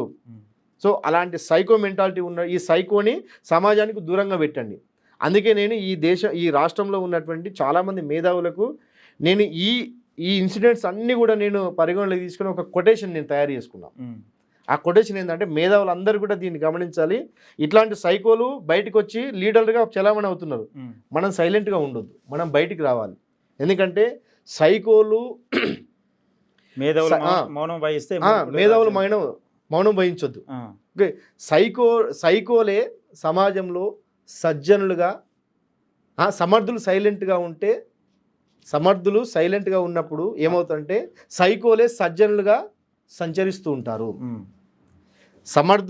సమర్థులు సైలెంట్గా ఉంటే సైకోలు సమాజంలో సంచరిస్తూ ఉంటారు. ఓకే, సైకోలే సజ్జనులుగా సంచరిస్తూ ఉంటారు. కాబట్టి ఈ సైకో గారిని నాయకుడిగా సమాజం ఏదో గుర్తించే ప్రయత్నం చేస్తున్నది. మన మేధావులంతా కూడా బహుజనవాదులైనా సరే దళితవాదులైనా సరే మన సమాజంలోకి వచ్చి సమాజానికి మంచి చెడు చెప్పేటువంటి క్రమంలో ఇలాంటి సైకో గాలను మనం చెప్పాల్సిన అవసరం ఉంది. ఈ సైకో వల్ల సమాజం చాలా నష్టం ఉంది. ఇప్పటికీ ఎంతోమంది విద్యావంతులు తమ జీవితాలను ఫండంగా పెట్టి తమ జీవితాలు ఆగం చేసుకున్నారు. ఒక్కొక్కరిని కదిలిస్తే ఎవరు బయటికి చెప్పుకోలేని పరిస్థితి. ఎంతోమంది విద్యావంతులు వాళ్ళ ఒక సైంటిస్ట్ ఉన్నాడు పూణేలో, ఒక సైంటిస్ట్, ఒక మెడికల్ ఫీల్డ్లో ఒక మంచి సైంటిస్ట్ అయ్యేటువంటి ఒక మంచి విద్యావంతుడు, మాదిగ విద్యావంతుడు జీవితం మొత్తం కూడా సర్వనాశనం చేసుకొని ఓలా ఊబర్ కొట్టుకుంటూ బతుకుతున్నాడు హైదరాబాద్లో. అసలు జీవితం మొత్తం కూడా పెళ్ళిళ్ళు కాక ఏమీ చేయలేక తల్లిదండ్రులకు ఏమీ చేయలేని పరిస్థితుల్లో ఉద్యోగం లేక చదువు లేక జీవితాన్ని చిన్నభిన్నం చేసుకున్నటువంటి ఎంతోమంది విద్యావంతులు ఉన్నారు. కాబట్టి మీరు పోతున్న వాళ్ళందరూ కూడా మీరు డిగ్రీలు కంప్లీట్ చేసుకోండి, ఉన్నత చదువులకు వెళ్ళండి, ఉద్యోగాలు చేయండి, తల్లిదండ్రులకు ఆసరాగా ఉండండి, కరెక్ట్ ఏజ్లో పెళ్ళిళ్ళు చేసుకోండి. ఓకే, ఉద్యోగస్తులు అయితేనేమో దయచేసి వీళ్ళు ఇంటికి రానివ్వకండి, మీ కాంట్రిబ్యూషన్స్ అన్నీ కూడా వేస్ట్ అవుతాయి. ఓకే, పే బ్యాక్ టు సొసైటీలో భాగంగా మీరు బహుజన్ సమాజ్ పార్టీ ఉన్నది. సో నిక్కచ్చిగా పనిచేసేటువంటి సంఘాలు ఉన్నాయి. వీటిది మాత్రం టైంపాస్ ఉద్యోగం అని చెప్పేసి ఈ సందర్భంగా ప్రతి ఒక్కరు కూడా తెలియజేస్తున్నాను. Okay, right. ఇది మొత్తానికి మీడియా సీరన్న చెప్తున్న నిజాలు. నిజంగా విశారదన్ మహారాజ్ బీసీల కోసం పనిచేస్తూ ఉంటే బీసీల కోసం పనిచేయాలి. కానీ బీసీ నాయకుల గురించి, బీసీ ప్రజల గురించి, అణగారిన వర్గాల గురించి చట్టసభలలో ప్రశ్నించే వ్యక్తులను టార్గెట్ చేయడం వల్ల ఉద్యమాన్ని బలహీనపరచడం అవుతుంది కానీ బలపరచడం కాదు. విశారదన్ మహారాజ్ గురించి ఇప్పటికైనా కొన్ని నిజాలు మేము వెలికితీసే ప్రయత్నం చేసినాం. ఇంకా డీప్గా వెళ్తే బాగుండదు, ఎవరికైనా బాగుండదు అని దీంతో అర్థమవుతా ఉన్నది. చూస్తూనే ఉండండి TMR న్యూస్. నేను మీ వెంకటేష్.